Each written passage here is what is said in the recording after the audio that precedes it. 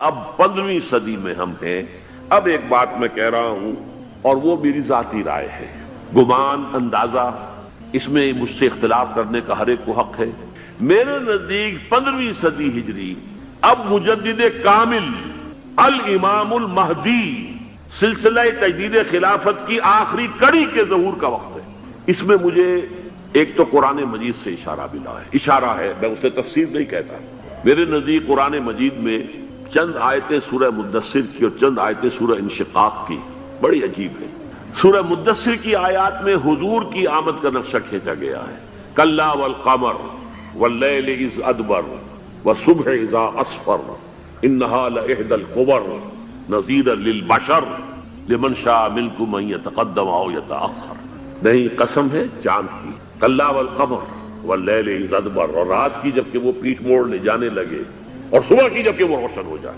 حضور سے پہلے 600 برس ایسے گزرے ہیں دنیا میں کہ نبوت کا سورج نہیں تھا، بس چاند جیسے مستعار روشنی چاند کی ہوتی ہے، تو سابقہ انبیاء کی مستعار روشنی تو کوئی دنیا میں تھی، دھندلی دھندلی جیسی چاند کی ہوتی ہے، لیکن وہ سورج نہیں تھا۔ لیکن اب وہ رات ختم ہو رہی ہے، وہ لیل اذ ادبر جا رہی ہے، محمد صلی اللہ علیہ وسلم کا سورج، یہ شمس نبوت و رسالت طلوع ہو گیا۔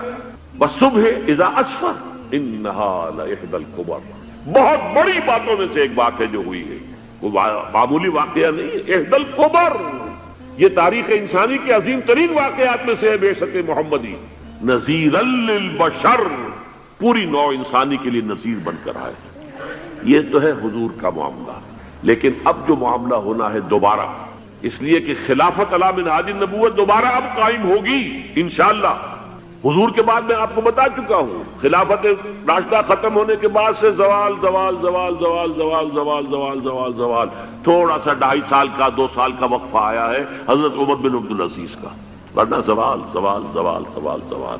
اگرچہ اس زوال کو 1000 سال لگے ہیں، یہ عمارت جو محمد نے بنائی تھی ایک دن میں نہیں گر گئی صلی اللہ علیہ وسلم، کھنڈر بتا رہے ہیں عمارت عظیم تھی، 1000 سال کے بعد پھر یورپ کے سیلاب نے آ کر اس کو گرایا ہے اور ختم کیا ہے، ورنہ 1000 سال تک سطوت و شوکت کے ساتھ امت مسلمہ تو موجود رہی ہے، چاہے اسلام جو ہے وہ حکومت کی سطح پر موجود نہیں تھا۔ بہرحال اب جو اس کا دور آیا ہے دوبارہ خلافت علی منہاج النبوہ کا دور، اس کا نقشہ سورہ انشقاق میں کھینچا گیا ہے۔ فلا اقسم بالشفق، اب دیکھیے سورج غروب ہو گیا، حضور کی بعثت کے وقت وہ سورج رسالت طلوع ہوا تھا، اب وہ سورج غروب ہو چکا ہے۔ سورج کے غروب ہونے کے بعد صرف روشنی رہ جاتی ہے شفق کی، سرخ سی، بس وہی باقی رہ گئی، اور باقی کیا رہ گیا؟ بدا الاسلام غریبا ویسعود کما بدا فطوبی للغرباء فلا اقسم بالشفق واللیل وما وسق، رات کی سی تاریکی ہے اور جو کچھ اس نے اپنے اندر جمع کر لیا ہے، والقمر اذا اتسق، اور قسم ہے چاند کی جب کہ وہ بھر جائے، پورا بھرتا ہے کتنے دنوں میں؟ 14 دن میں، اور 14 صدیوں کے بعد اب پہلی صدی کا جس نے کہ تجدید کامل کی عمر بن عبدالعزیز، 14 صدیوں کے بعد اب 15ویں صدی میں الامام المہدی کے ظہور کا وقت قریب ہے۔ اب جو کچھ مجھے حضرت امام المہدی کے بارے میں کہنا ہے، دوبارہ اپنی بات دہرا رہا ہوں، یہ میرا ذاتی گمان ہے، اختلاف کیا جا سکتا ہے، میرا گمان یہ ہے کہ یہ اب جو مجدد آئیں گے وہ حضرت مہدی ہوں گے۔ پہلی بات تو یہ جان لیجئے کہ مہدی 2 ہیں، ایک شیعوں کے مہدی، ایک سنیوں کے مہدی، ان میں بڑا فرق ہے۔ شیعہ حضرات مہدی کو مانتے ہیں، وہ ان کے 12ویں امام ہیں، ان کے عقیدے کے مطابق انہیں پیدا ہونے کے فوراً بعد اس اندیشے سے کہ انہیں قتل کر دیا جائے گا ایک غار میں چھپا دیا گیا تھا، تقریباً 1200 برس سے وہ اس غار کے اندر ہیں، وہ روپوش ہیں، چھپے ہوئے ہیں، اسی لیے انہیں امام غائب کہا جاتا ہے، اور اب ان کا انتظار ہو رہا ہے، اس لیے انہیں امام منتظر بھی کہا جاتا ہے۔ اس لیے شیعوں کے دارالعلوم جو ہوتے ہیں دارالعلوم المنتظر، وہ اس لیے کہ ان کا انتظار کیا جا رہا ہے۔ تو یہ ہے، اب وہ ان کا خیال ہے کہ آخری دور میں، آخری زمانے میں وہ ظاہر ہو جائیں گے، غار سے نکل آئیں گے۔ دیکھیے میں اس عقیدے کو اس بنا پر رد نہیں کرتا کہ یہ ناممکن ہے کہ کیسے کوئی شخص جو ہے 1200 برس تک کسی غار کے اندر زندہ رہ سکتا ہے، نہیں، میں سمجھتا ہوں ممکن ہے۔ 300 برس تک اصحاب کہف رہے کہ نہیں رہے؟ سوئے رہے، 300 ایئرس ہم مانتے ہیں۔ حضرت عیسیٰ اسی حیات عرضی کے ساتھ 2000 سال سے موجود ہیں آسمان پہ کہ نہیں ہے؟ آپ کو معلوم ہے حضرت عزیر 100 برس تک مرنے کے بعد دوبارہ زندہ کر دیے گئے. فاماتہ اللہ مئۃ عام ثم بعثہ. تو ناممکنات میں سے کوئی سوال پیدا نہیں ہوتا. لیکن یہ کہ آیا کوئی امامت معصومہ کا تصور قرآن اور حدیث سے ہمیں ملتا ہے؟ پھر یہ کیا یہ موروثی امامت کہ حضرت علی کی نسل جو حضرت فاطمہ سے چلی ہے اسی میں یہ امامت ہوگی؟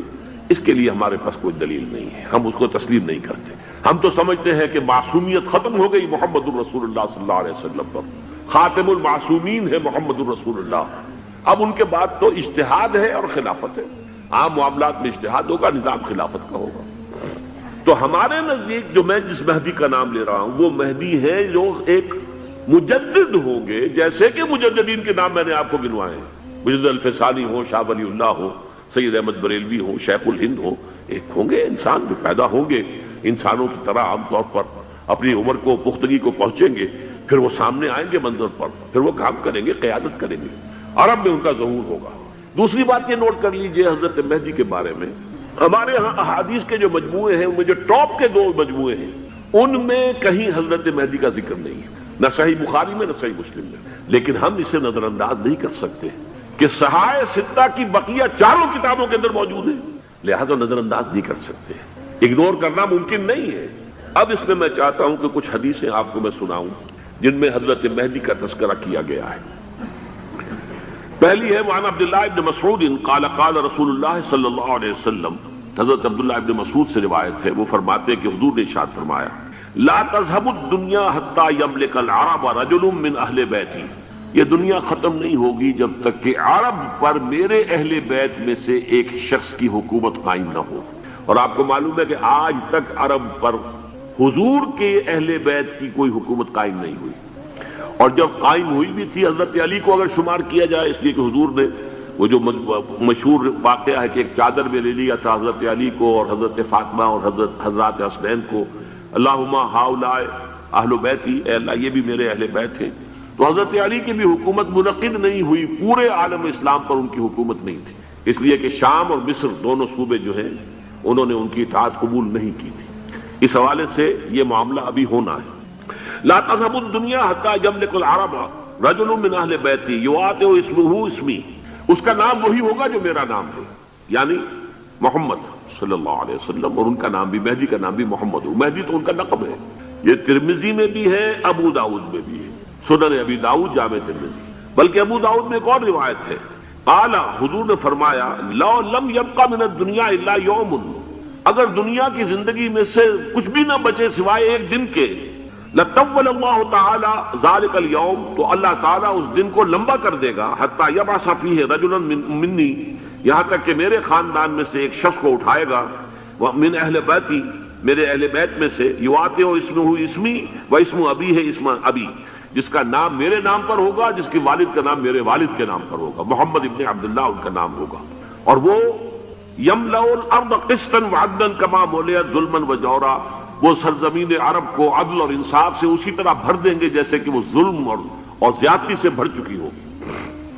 دوسری روایت ہے حضرت ابو سعید خدری رضی اللہ تعالی عنہ سے، حضور نے فرمایا المہدی منی اجل الجبہۃ اقن الانف یملأ الارض قسطا وعدلا کما ملئت ظلما وجورا یملک 7 سنین، رواہ داؤد.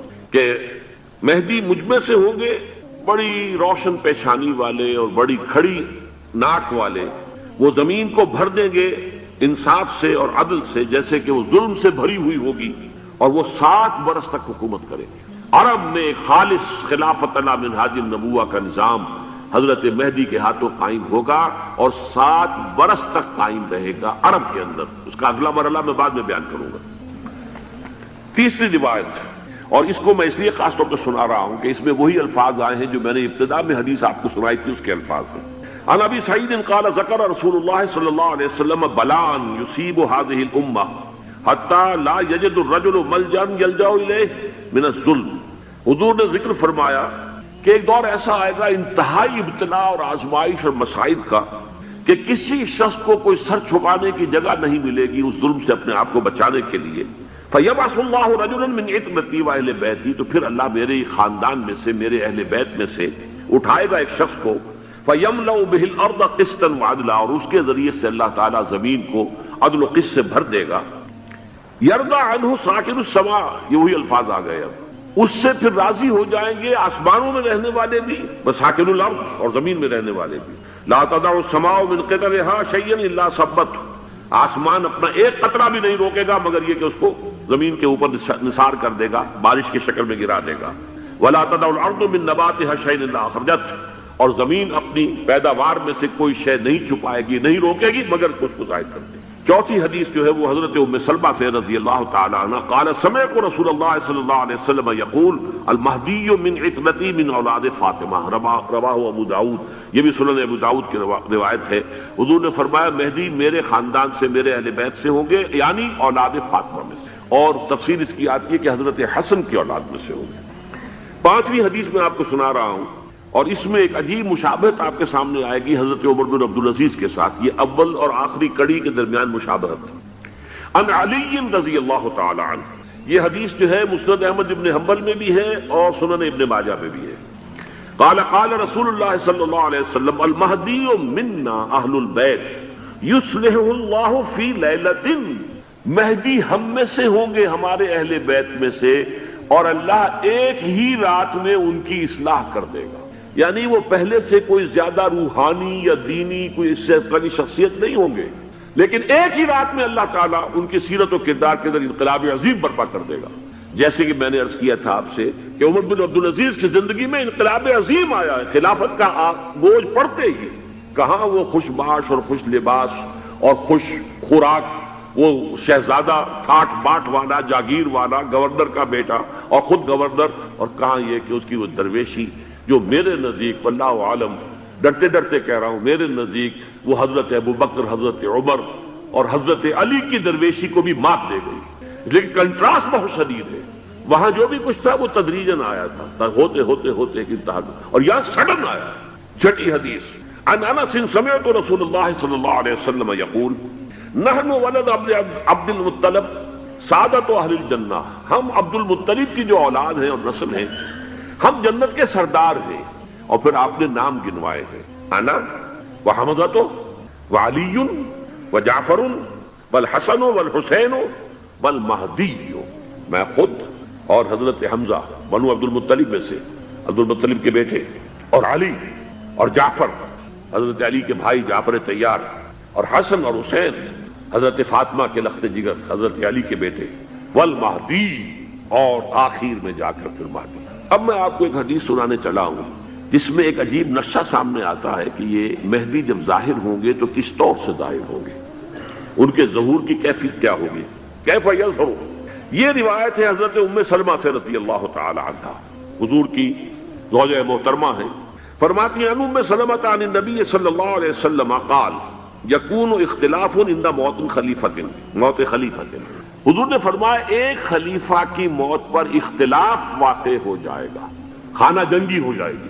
فَيَخْرُجُ رَجُلٌ مِّنْ أَهْلِ الْمَدِينَةِ حَارِبًا إِلَىٰ مَكَّةَ، پھر مدینے کے لوگوں میں سے ایک شخص نکلے گا، بھاگے گا اور جا کر پناہ لے گا اور چھپ جائے گا مکے میں۔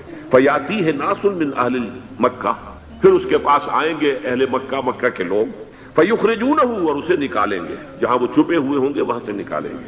وَهُوَ كَارِهٌ، اور وہ بالکل اس کو پسند نہیں کر رہے ہوں گے، نہ وہ خواہش مند ہوں گے کہ ان کے ہاتھ پر بیعت کی جائے، نہ وہ یہ چاہیں گے کہ وہ میدان میں آئیں اور ان کو جو ہے اپنا لیڈر مانا جائے۔ وَهُوَ كَارِهٌ فَيُبَايِعُونَهُ بَيْنَ الرُّكْنِ وَالْمَقَامِ، لیکن لوگ جو ہے پھر اصرار کے ساتھ ان کے ہاتھ پر بیعت کریں گے رکن اور مقام کے درمیان۔ رکن وہ کونا ہے خانہ کعبہ کا جس میں حجر اسود لگا ہوا ہے، اور مقام ابراہیم جو ہے، ان دونوں کے مابین جو یہ علاقہ ہے یہاں پر وہ بیعت ہوگی۔ وَيُبْعَثُ إِلَيْهِ بَعْثٌ مِّنَ الشَّامِ، ان کے خلاف ایک لشکر بھیجا جائے گا شام سے۔ نہیں کہا جا سکتا کہ باسی حکومت اس وقت کی جو ہے اس کی طرف سے کوئی مسئلہ اس طرح کا اٹھ کھڑا ہو، اس لیے کہ ابھی تو بہرحال باسی حکومت وہاں ہے۔ فَيُخْسَفُ بِهِمْ بِالْبَيْضَاءِ بَيْنَ مَكَّةَ وَالْمَدِينَةِ، لیکن اللہ تعالیٰ اس لشکر کو مکے اور مدینے کے درمیان وادی بیضاء میں دھسا دے گا، زمین کے اندر پورے کے پورے لشکر کو۔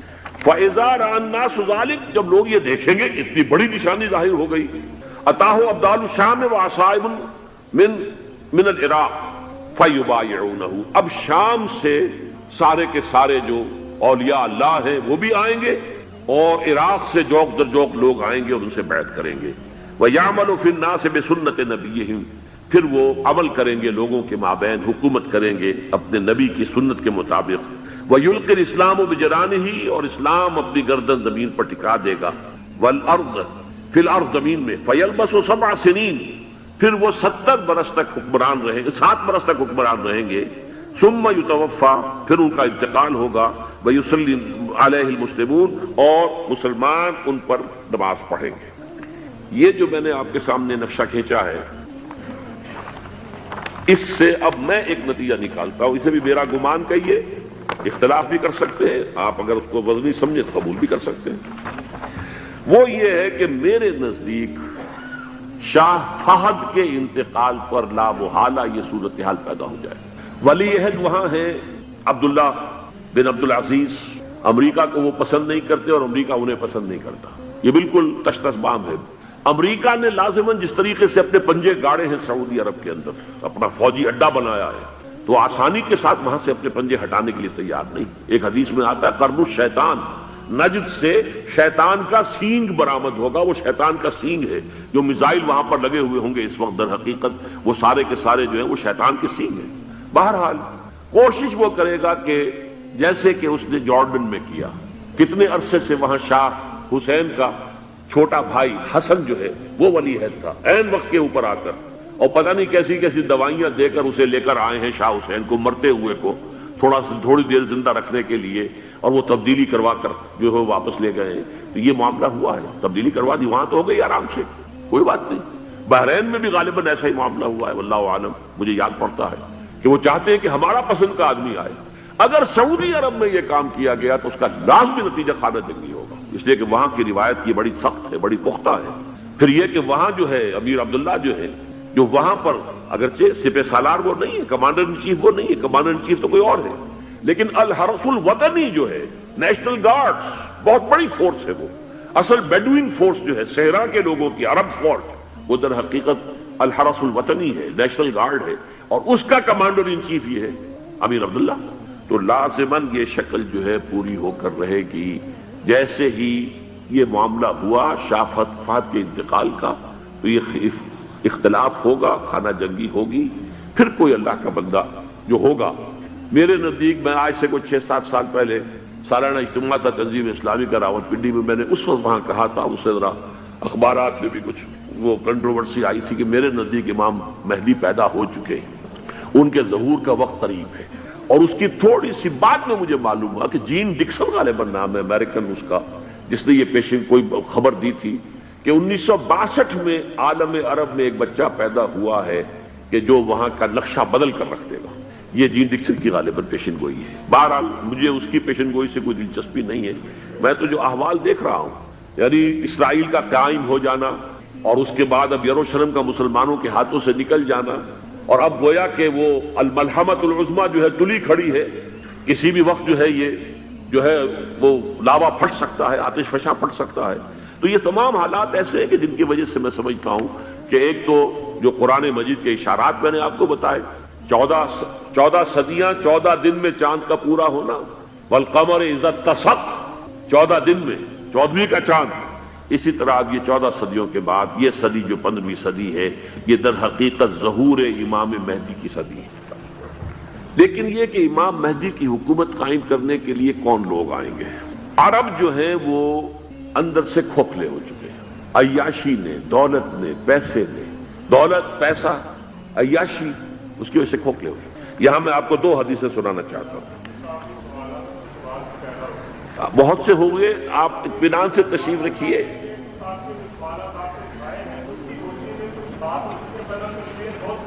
بہت ہوگی، بات ہوگی، آپ اس طرح صبر سے سن لیجئے۔ میں اب تقریباً اپنی گفتگو کے اختتام تک پہنچ رہا ہوں۔ سنن ابن ماجہ کی روایت ہے حضرت ابو ہریرہ سے رضی اللہ تعالی عنہ، قال قال رسول اللہ صلی اللہ علیہ وسلم اذا وقعت الملاحم بعث اللہ بعثا من الموالی هم اکرم العرب فرسا واجودہ سلاحا یوید اللہ بہم الدین، رواہ ابن ماجہ عن ابی ہریرہ رضی اللہ تعالی عنہ۔ جب ملاحم کا دور شروع ہوگا تو اللہ تعالیٰ اٹھائے گا ایک لشکر یا لشکروں پر لشکر موالی میں سے۔ موالی کون ہے؟ عربوں نے جب فتح کیا تھا اس پورے علاقے کو خلافت راشدہ کے دوران، اور پھر وہ لوگ جو ہے ایک رائے تو یہ تھی کہ انہیں غلام بنایا جائے سارے آبادیوں کو، لیکن یہ کہ حضرت عمر کا اجتہاد تھا، اس کے مطابق جو ان کو غلام نہیں بنایا گیا تو وہ موالی کی حیثیت رکھتے تھے۔ اربوں میں دم نہیں ہے، موالی میں سے لشکر اٹھیں گے کہ جو در حقیقت حضرت مہدی کی حکومت کو قائم کریں گے۔ دوسری حدیث سنیے، عن عبداللہ بن الحارث رضی اللہ تعالی عنہ، اور یہ ابن ماجہ کی روایت ہے، قال قال رسول اللہ صلی اللہ علیہ وسلم یخرج ناس من المشرق فیوقعون للمہدی یعنی سلطانی، لشکر نکلیں گے، لوگ آئیں گے مشرق سے اور وہ حضرت مہدی کی حکومت کو جمائیں گے اور قائم کریں گے۔ اب ذرا نوٹ کیجئے کہ جزیرہ نماء عرب کے مشرق میں کون سے ملک ہیں؟ 3، ایران، افغانستان، پاکستان، یہ 3 سالڈ مسلم ممالک، مسلم آبادی اکثریت۔ ویسے تو یہ کہ آگے ہندوستان میں 20 کروڑ مسلمان ہیں، لیکن وہ 20 کروڑ جو ہے وہ تو 80 کروڑ کے اندر تحلیل ہو جاتے ہیں غیر مسلموں میں، لیکن یہاں جو معاملہ ہے یہ خالص اکثریت کے۔ ان میں سے ایران کا معاملہ جہاں تک ہے، نمبر 1 یہ کہ وہ شیعہ عقائد کے حصار میں بند ہے، اس سے ادھر ادھر ہونا اس کے لیے ممکن نہیں۔ حدیث میں یہ بھی آتا کہ اصفہان سے 70,000 یہودی دجال کا ساتھ دیں گے، لیکن بہرحال خراسان ایک صوبہ ہے افغانستان کا اس وقت بھی شمال مشرقی کونے میں، مجھے امید ہے وہاں سے خیر کی، کیونکہ خراسان کا لفظ وہاں پہ شامل ہے، اور حضور کی حدیث میں بعد میں آپ کو سناؤں گا کہ خراسان سے فوجیں چلیں گی جو یروشلم کو دوبارہ حاصل کریں گی، فتح کریں گی، جیسے پہلے یروشلم کھویا عربوں نے تھا، دوبارہ حاصل کیا تھا کرد نے، کرد خون صلاح الدین ایوبی رحمت اللہ علیہ، ایسے اب پھر عربوں نے کھویا ہے، لیکن لینے والے خراسان سے لشکر آئیں گے۔ یخرج من خراسان رایات سود لا یردها شیء حتی تنصب بإیلیا، خراسان کے علاقے سے کالے علم لے کر لشکر چلیں گے جن کے رخ کو کوئی موڑ نہیں سکے گا جب تک کہ وہ جا کر یروشلم میں نصب نہ ہو جائے۔ اس کے بعد نام آتا ہے پاکستان کا، یہ ہے میری اور آپ کی داستان، اور یہ ہے سبب جس کی وجہ سے کہ میں آپ سے یہ گفتگو کر رہا ہوں۔ اصل میں تو کس لیے؟ محض ایک علمی استفادہ، محض اپنی بعض آراء کو ظاہر کرنے کا شوق نہیں، بلکہ یہ کہ اپنی ذمہ داری ہم پہچانے کہ ہم کس مقام پر کھڑے ہیں۔ دیکھیے، اس پاکستان کے بارے میں یا ہندوستان کے بارے میں علامہ اقبال نے کہا تھا اپنے ترانہ ملی میں، میرے عرب کو آئی ٹھنڈی ہوا جہاں سے، میرا وطن وہی ہے، میرا وطن وہی ہے۔ اور مجھے بتایا گیا کہ سنن ابی داؤد میں یہ روایت موجود ہے کہ حضور نے فرمایا کہ ہندوستان کی طرف سے مجھے ٹھنڈی ہوا آتی، اگرچہ مجھے وہ حدیث ابھی نہیں ملی ہے، لیکن حزب التحریر کا ایک کارڈ مجھے ملا تھا، تو اس میں اس حدیث کا اور اس میں ابو داؤد کا روایت کا حوالہ موجود تھا۔ لیکن میں جو چیز آپ کو بتا چکا ہوں وہ یہ کہ الف ثانی کا پورا تجدیدی کارنامہ اس ہندوستان کی سرزمین میں ہوا۔ مجدد الف ثانی شیخ احمد سرندی، شاہ ولی اللہ دہلوی، سید احمد بریلوی، وہ تو ہمارے پاکستان میں آ کر جو ہے ان کا خون جذب ہوا ارض پاکستان میں۔ پھر شیخ الہند مولانا محمود حسن، تحریک خلافت چلی تو صرف ہندوستان میں چلی اور کہیں نہیں چلی۔ آزادی کی تحریک چلی پوری دنیا میں، وہ نیشنلزم کی بنیاد پر چلی، ملے نیشنلزم، عرب نیشنلزم، ترک نیشنلزم۔ ہمارے ہاں چلی تو اسلام کے نام پر پاکستان کا مطلب کیا؟ لا الہ الا اللہ۔ پھر پاکستان قائم ہوا معجزے کے طور پر، بلکہ نازل ہوا ہے لیلۃ القدر میں، انا انزلناہ فی لیلۃ القدر، جیسے قرآن نازل ہوا لیلۃ القدر میں، یہ پاکستان بھی نازل ہوا لیلۃ القدر میں۔ اس کا برقرار رہنا ابھی تک معجزہ ہے۔ ہندو یہ سمجھتا تھا، کانگریس سمجھتی تھی کہ جھٹپٹ ختم ہو جائے گا، پھر یہ کہ اس کا قرارداد مقاصد کا پاس ہو جانا، مزید بھی اور اضافی دفعات دستور میں آ جانا، اب کمرشل انٹرسٹ کو ربا قرار دے کر حرام قرار دینا، یہ سارے لینڈ مارکس ہیں کہ جو اشارہ کر رہے ہیں کسی چیز کی طرف، معاملہ کدھر جا رہا ہے۔ پھر یہ کہ یہ جو 14ویں صدی کے مجدد تھے شیخ الہند، اس کے بعد سے کچھ ایسی شخصیتیں عظیم پیدا ہوئی ہیں ہند میں، جن کو میں سمجھتا ہوں کہ 14ویں صدی کے مجدد اور 15ویں صدی کے مجدد کے درمیان، یہ 15ویں صدی کے مجدد کی راہ کو سیدھا کرنے والے، جیسے کہ حضرت یحییٰ نے کہا تھا میں تو آنے والے کا راستہ سیدھا کر رہا ہوں حضرت عیسیٰ کے لیے، ایسے ہی 15ویں صدی کے لیے امام مہدی کے لیے راستہ صاف کرنے والے سب سے پہلے علامہ اقبال، جنہوں نے اسلام کا تصور دین کی حیثیت سے دوبارہ زندہ کیا ہے، ورنہ اسلام ایک مذہب کی شکل اختیار کر چکا تھا۔ پھر مولانا مودودی، مولانا ابوالکلام آزاد حکومت الہیہ کے نعرے کے ساتھ میدان میں آئے۔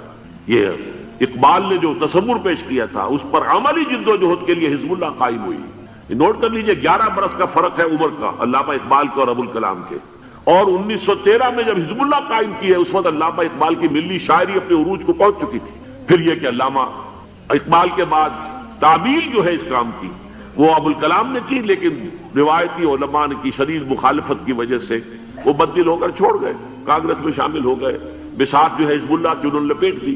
پھر مولانا مودودی آئے، انہوں نے وہ ڈور جو ہے اس کا سرا تھاما، جماعت اسلامی قائم کی حکومت الہیہ ہی کے قیام کے لیے۔ اگرچہ میرے نزدیک یہ کہ وہ انتخابی اور ایک قومی سیاست کی ایک جماعت بن کر پاکستان میں جو ہے دلدل میں پھنس گئی ہے، اب ہم اس کی کوشش کر رہے ہیں، تنظیم اسلامی اور یہ تحریک خلافت جس کے تحت یہ جلسہ ہو رہا ہے، یہ ساری چیزیں وہ ہیں کہ آپ کو سوائے پاکستان کے اور کہیں نہیں ملیں گی پوری دنیا میں۔ معلوم ہوتا ہے کہ پاکستان کو بہت بڑا رول پلے کرنا ہے اس میں، اور اس کے ساتھ اب جمع کر لیجئے افغانستان کی عمارت افغانستان، اسلامی عمارت افغانستان قائم ہو چکی ہے۔ یہ پچھلے 20 سالوں میں جو کچھ وہاں ہوتا رہا ہے اس سے پہلے تصور نہیں ہو سکتا تھا۔ کابل جو ہے وہ تو جیسے پیرس کا تمدن تھا ویسے کابل کا تھا، وہی لباس، وہی سکرٹس۔ یہاں جب آئے تھے شاہ ظاہر شاہ سرکاری دورے پر تو ان کی جو ملکہ صاحبہ تھی ان کے ساتھ وہ سکرٹ میں ملبوس تھی۔ کابل جو ہے وہ بالکل ایک پیرس کی طرح کا شہر تھا۔ آج کابل جو ہے جا کر دیکھیے، علامہ اقبال کے فرزند بھی دیکھ کر آئے ہیں، تو اگرچہ وہ خود میں سمجھتا ہوں کہ خاصے انہیں آپ لبرل کہیں، آزاد خیال کہیں، لیکن اس درجے متاثر ہو کر آئے تھے کہ انہوں نے یہ کہا افغانستان میں جو میں نے حالات دیکھے ہیں کہ اگر 2-4 اور مسلمان ملکوں کے اندر یہ نظام قائم ہو جائے تو پوری دنیا مسلمان ہو جائے گی۔ یہ سب کچھ کیسے ہو رہا ہے؟ یہ آنے والے دور کی جھلکیاں ہیں۔ Coming events are casting their shadows before. یہ سب بتا رہے ہیں کہ پاکستان افغانستان کو مل کر اس میں کوئی عظیم رول پلے کرنا ہے، اور اس کے ضمن میں اب میں علامہ اقبال کے بارے میں آخری بات کہہ رہا ہوں۔ علامہ اقبال کے بارے میں عام یہ خیال ہے، انہوں نے اپنے خطبات میں مہدی کا اور نزول مسیح کا، حالانکہ میں کل پڑھ رہا تھا مولانا سید احمد اکبر آبادی رحمۃ اللہ علیہ کا ایک مقالہ ان کا کہ علامہ اقبال نے ابن خلدون کے بارے میں یہ کہا ہے کہ مہدی کا اور نزول عیسیٰ کا دونوں کا انہوں نے انکار کیا ہے، حالانکہ ابن خلدون نے نزول عیسیٰ کا انکار نہیں کیا، صرف مہدی کا انکار کیا ہے۔ بہرحال علامہ اقبال نے خطبات میں انکار کیا ہے، لیکن یہ کہ اپنی شاعری کے اندر میں چیلنج کرتا ہوں کسی بڑے سے بڑے اقبال شناس کو، ان کا یہ شعر ذرا سنیے۔ خضر وقت از خلوت دشت حجاز آید بروں، کارواں زی وادی دور و دراز آید بروں۔ خضر وقت، امام وقت، رہنمائے وقت، قائد وقت، خلوت دشت حجاز، حجاز کی صحرا کی کسی خلوت گزینی سے نکل کر باہر آئیں گے۔ میں حیران ہوتا ہوں علامہ کے اس فکر پر اور اس مصرے پر۔ یہاں انہوں نے شیعہ اور سنی دونوں کے کانسیپٹ جمع کر دیے۔ شیعہ کا کانسیپٹ یہ چھپے ہوئے کسی غار میں وہاں سے برآمد ہوں گے، اور ہمارا کانسیپٹ میں ام سلمہ رضی اللہ تعالیٰ عنہ کی حدیث سنا چکا، چھپے ہوئے ہوں گے وہ وہاں پر، مدینے سے نکل کر آ کر مکے میں چھپ جائیں گے۔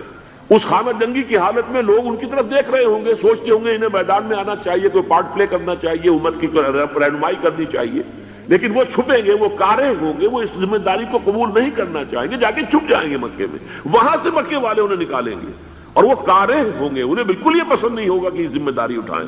تو خضر وقت از خلوت دشت حجاز آید بروں، کارواں زی وادی دور و دراز آید بروں۔ کارواں جو چلے گا ان کی مدد کے لیے اس وادی دور و دراز، اس عظیم وادی دور و دراز، یہ وادی سندھ ہے۔ وادی سندھ جو ہے ہم سمجھتے ہیں کہ صرف یہ پاکستان اور پنجاب جو ہے یہ اس میں شامل ہے، سندھ اور پنجاب نہیں، افغانستان کا پورا مشرقی علاقہ اس میں شامل ہے۔ جیسے دریائے جیلم سندھ میں جا رہا ہے، جیسے دریائے گلگت سندھ میں آ کر ملتا ہے، جیسے دریائے چناب اور راوی اور جیلم اور یہ سب جا رہے ہیں اور آ رہے ہیں، اسی طرح دریائے کابل کہاں سے آ رہا ہے، دریائے گومل کہاں سے آ رہا ہے، ٹوچی کہاں سے آ رہا ہے۔ یہ سارا جو ہے ڈرین جو ہو رہا ہے، ایسٹرن جو ہے پارٹ آف افغانستان، یہ سب وادی ہے۔ اس وادی کے یہ 2 حصے ہیں، ایک حصہ جو ہے یہ ادھر پاکستان میں ہے، اور اسی وادی کا دوسرا حصہ جو ہے وہ افغانستان میں ہے۔ کارواں زی وادی دور و دراز آیت بروں، کارواں چلے گا یہاں سے، یخرج الناس من المشرق یؤتون للمہدی یعنی سلطان ہی، مشرق سے فوجیں چلیں گی کہ جو مہدی کی حکومت قائم کریں گی، اور یخرج من خراسان رایات و سود، اور خراسان سے سیاہ پرچم چلیں گے کہ جن کا رخ کوئی موڑ نہیں سکے گا، حتیٰ تنصب بیلیا، یہاں تک کہ وہ جا کر یروشلم سے نصب ہو جائیں گے۔ حضرات، میں ایک میری گفتگو کا حصہ باقی تھا لیکن میں اسے چھوڑ رہا ہوں، اس لیے کہ گلوبلائزیشن جو اس کی ہوگی، جو خلافت علی منہاج النبوہ کی تجرید کامل حضرت مہدی کے ہاتھوں عرب میں ہوگی، اس سے پہلے اس کے لیے محنت، کوشش، جد و جہد پاکستان اور افغانستان میں ہو چکی ہوگی جو اسے سپورٹ کرے گی اور وہاں جا کر حکومت قائم کرے گی۔ اس کے بعد گلوبلائزیشن کا جو مرحلہ اس کا ہے وہ حضرت مہدی کے ہاتھوں نہیں ہے، وہ حضرت عیسیٰ ابن مریم ان کے نزول کے بعد ہے، جن کے نزول کے بعد دجال کا خاتمہ ہوگا اور یہودیوں کا استحصال ہوگا۔ مسلمانوں پر بھی بڑی تکالیف عربوں پر آئیں گی، شدائد آئیں گے، لیکن یہ وہ میں حصہ جو اپنی گفتگو کا آج چھوڑ رہا ہوں اس لیے کہ میں دیکھ رہا ہوں کہ بعض حضرات کا صبر کا پیمانہ اب لبریز ہو رہا ہے، تو میں اس حصے کو پھر ملتوی رکھتا ہوں کسی دوسری محفل اور کسی دوسری مجلس اور نشست پر۔ ہندوستان اور خراسان یعنی موجودہ افغانستان کا ذکر۔ ابن ماجہ کی روایت ہے عن عبداللہ ابن الحارث رضی اللہ تعالی عنہ قال رسول اللہ صلی اللہ علیہ وسلم یخرج ناس من المشرق یؤتئون للمہدی یعنی سلطانہ یعنی سلطانہ، دونوں طرح سے پڑھ سکتے۔ حضرت عبداللہ ابن حارث فرماتے ہیں رضی اللہ تعالی عنہ کہ حضور نے ارشاد فرمایا مشرق کی طرف سے وہ فوجیں نکلیں گی، لوگ آئیں گے جو عرب میں مہدی کی حکومت قائم کرے۔ یہ مہدی کون ہوں گے اس کا ذکر میں ذرا بعد میں کروں گا، لیکن نوٹ کر لیجئے کہ مہدی سے پہلے لازماً کسی مشرقی علاقے کے اندر وہ نظام قائم ہو چکے گا، تب وہاں سے فوجیں آئیں گی۔ یہ مشرق کون سا ہے؟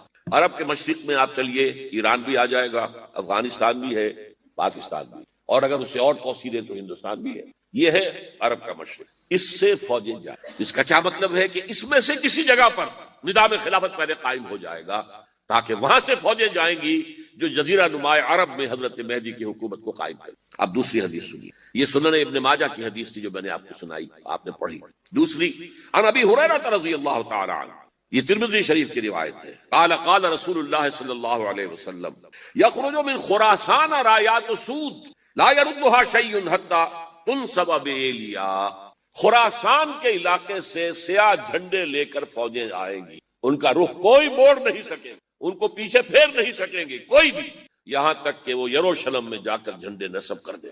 ایلیا حضور کے زمانے میں یروشلم کو، یہ یروشلم تھا جب حضرت سلیمان کی حکومت تھی اور یہاں پر معبد سلیمانی، ہیکل سلیمانی قائم ہوئی، پھر یہ یروشلم ہی رہا ہے تاریخ میں، یہاں تک کہ سن 70 عیسوی میں جب ٹائٹس رومی جنرل نے اس کو گرایا، ختم کیا، سیکنڈ ٹیمپل گرا دیا اور یہاں سے یہودیوں کو کہا نکل جاؤ، یہاں سے کوئی یہودی باقی نہیں رہا، بالکل تہو بالا برباد کر دیا۔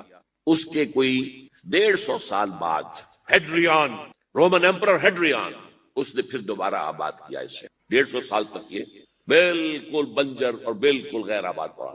اب ہیڈریان نے جب آباد کیا تو اس کا نام ایلیا رکھا، اب یروشلم نام نہیں، تو حضور کے زمانے میں پھر اس کا نام ایلیا۔ اور اب اس سے کیا معلوم ہو رہا ہے کہ یہ یروشلم مسلمانوں کے قبضے سے اس وقت نکلا ہوا ہوگا، ایک دفعہ پہلے نکلا تھا 1099 عیسوی میں مسلمانوں کے ہاتھ سے نکلا، کروسیڈرز عیسائیوں نے آ کر اس کو قبضے میں کی، لاکھوں مسلمانوں کو مارا قتل۔ اس کو 1187 عیسوی میں واپس لیا ہے، کس نے لیا ہے؟ صلاح الدین ایوبی کرد۔ عرب کھوکھلے ہو چکے تھے، عربوں نے کھویا، واپس نہیں لے سکے، بہت حکومت کر چکے تھے، 400-500 برس کی حکومت، اور ان کے عیش اور ان کے آرام، اب ان میں جان نہیں تھی کہ وہ واپس لے سکے۔ واپس لینے والا گرم کرد صلاح الدین ایوبی، تو گویا کہ اب آپ سمجھئے کہ 88 برس تک عیسائیوں کا قبضہ رہا یروشلم۔ اب 1967 میں یہودیوں نے قبضہ کیا ہے، اور اب 38 برس تو ہو گئے، 88 نہیں تو 38 برس تو ہو گئے ہیں، لیکن وہ دور آئے گا کہ اب پھر لیں گے، لینے والے عرب بھی نہیں ہوں گے۔